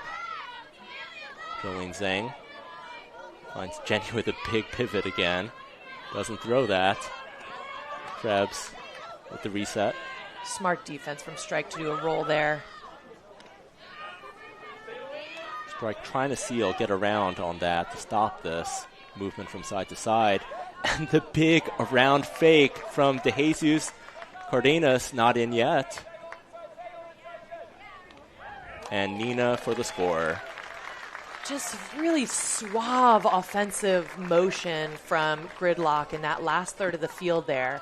So there was a lot of, up the line cuts and swings and big fakes and just really making Strike have to work very hard. And Strike did work very hard. There was some excellent person D, but when Gridlock is moving the disc that quickly, it's hard to catch up. Let's see this break throw from Jenny. Almost into the end zone. Cardenas thinks about what she wants, waits for Nina Finley to get close. Something I love about Valeria Cardenas is she actually really likes the close-up score. A lot of other people, that's a stress throw, like, I just have to get it out of my hands. But she's very comfortable, and that's part of some of the Columbium small ball ultimate that she came up in, is that feels totally fine. Absolutely. I think it's quite a skill to be able to get open, but also just to play in such a small space, Sometimes you'll hear people talk about how others can get open in a phone booth, which I've always thought is an interesting expression, but it just sort of goes to show that if the field is small, if where the players are attacking is a small space and they can get open, that'll only be a good thing in all forms of ultimate. Nice roly-poly pull. Bacon centers it. Daly looking for an option to Byers. Montana Roberts applying that mark.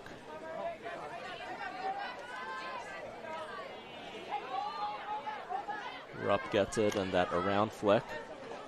Another around Berrigan's mark. Ding wants to stop those arounds. Restrepo with the good backhand, and Rupp still throwing over the mark's head, and that is a little bit too much of a laser by Peasley into the turf. Under 4 minutes left in this game. Cassie Brown picking up yet again for Gridlock.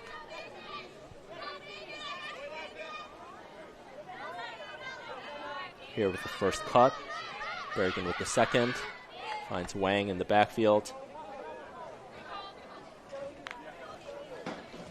Roberts open on the underneath side. Now a little bit less open as the defender walks a little bit closer to catch up. Wang will look for something else. Finds Brown.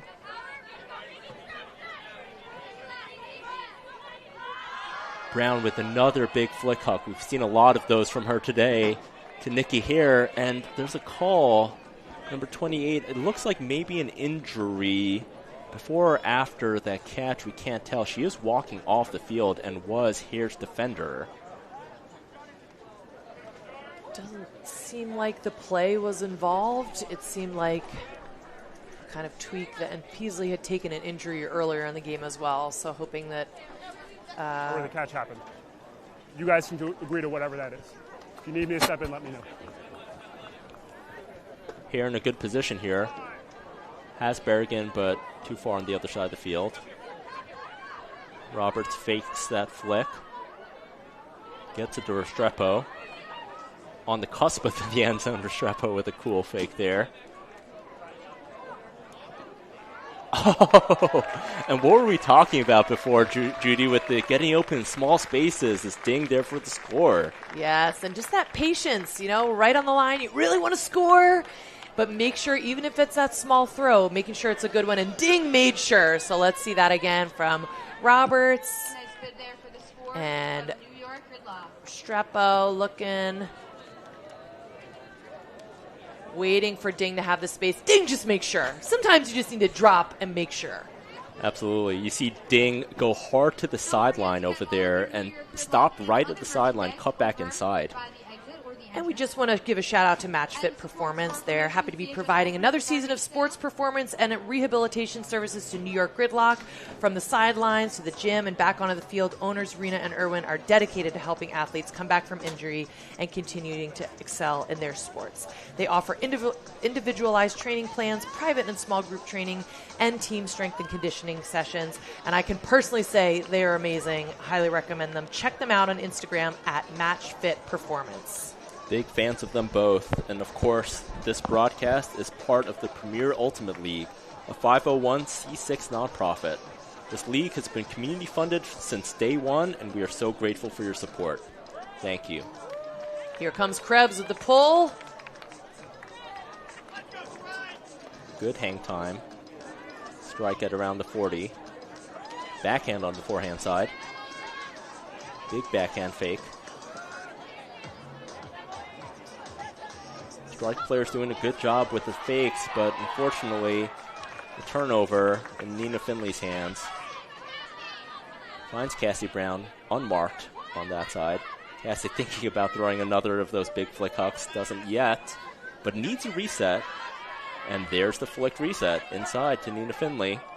Less than 2 minutes left here in this game. Krebs with the disc. Krebs with big pivots to Jenny DeJesus for the score.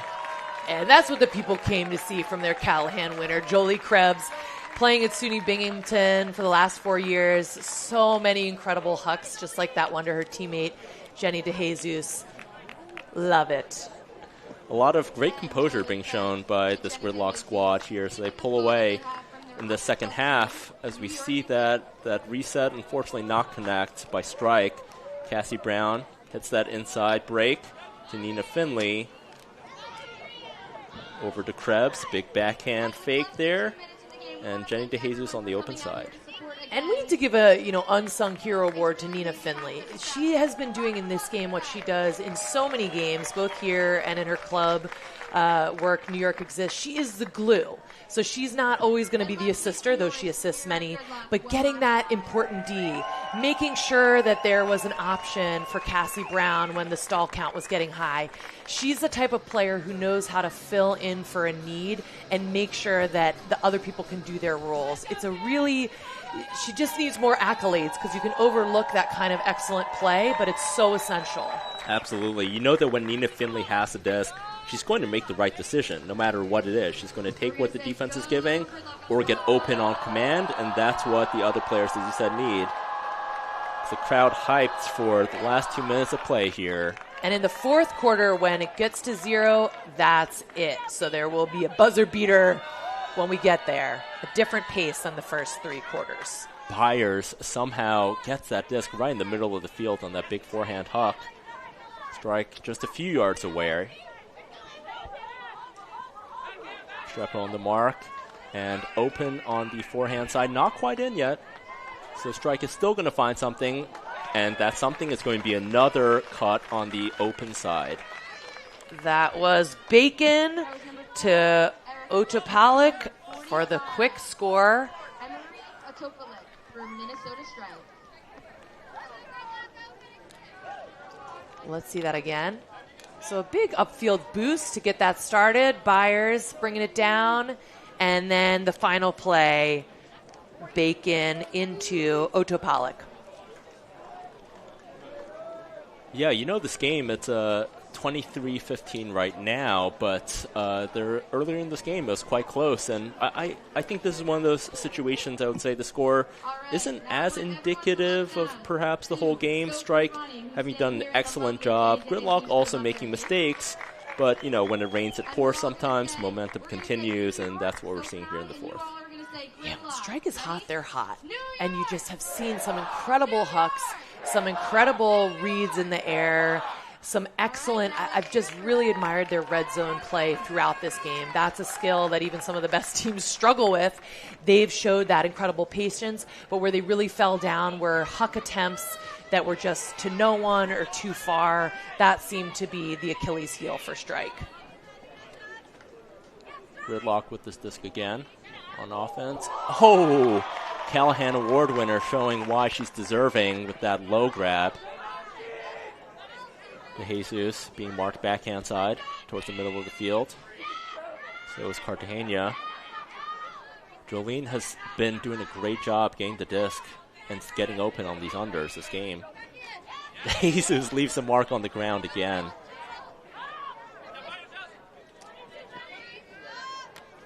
Krebs sitting in the middle of the field.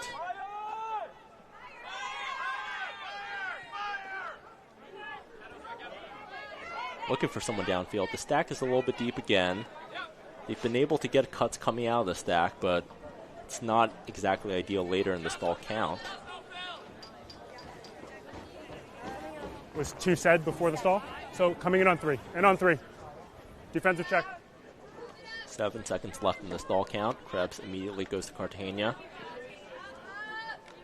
And Flavity in that underspace to Cardenas. Perhaps the first touch on this point. Jesus gets open on the open side. Nina cuts off her cut pretty quick in the deep zone because 3 seconds left, and Nina gets the disc in the back of the end zone.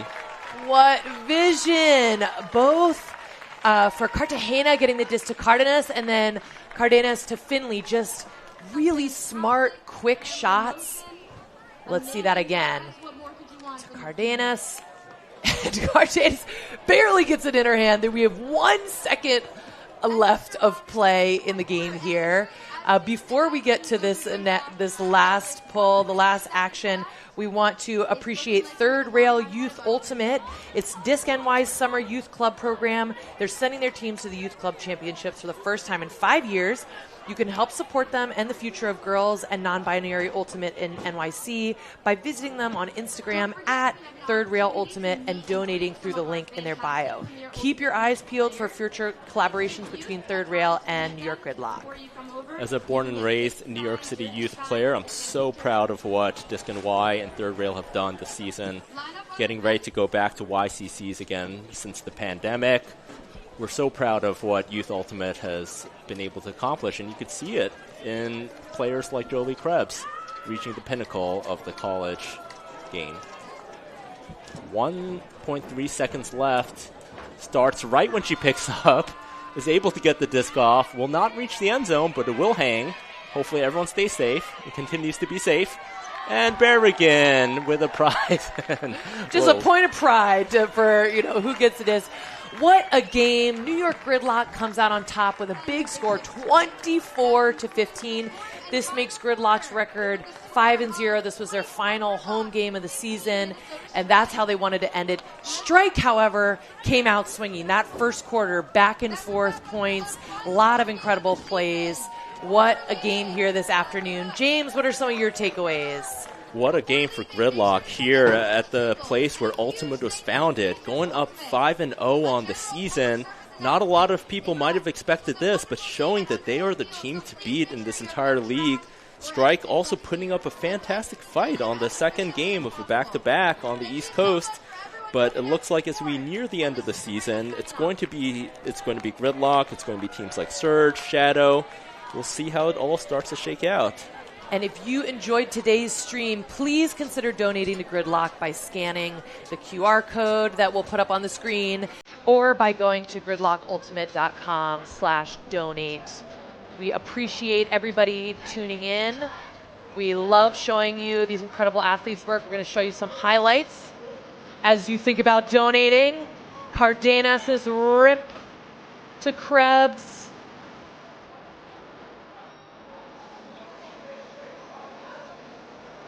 And so much more. Strike had an incredible set of deep throws throughout the game. See another one here from Bacon, who is really a star of the game, to Danielle Byers, her Dragon Thrust teammate. Making it look easy. And we gotta see Janine Lavity's huge hugs to Jenny DeJesus with a big smile. Finley's rip. This was a game of a lot of athleticism, a lot of deep throws, and just a lot of fun. Both teams seemed like they were having a good time. We were having a blast in the booth. Judy Jarvis and James Kim, thank you for being with us for this afternoon, and we will see you at the next PUL game.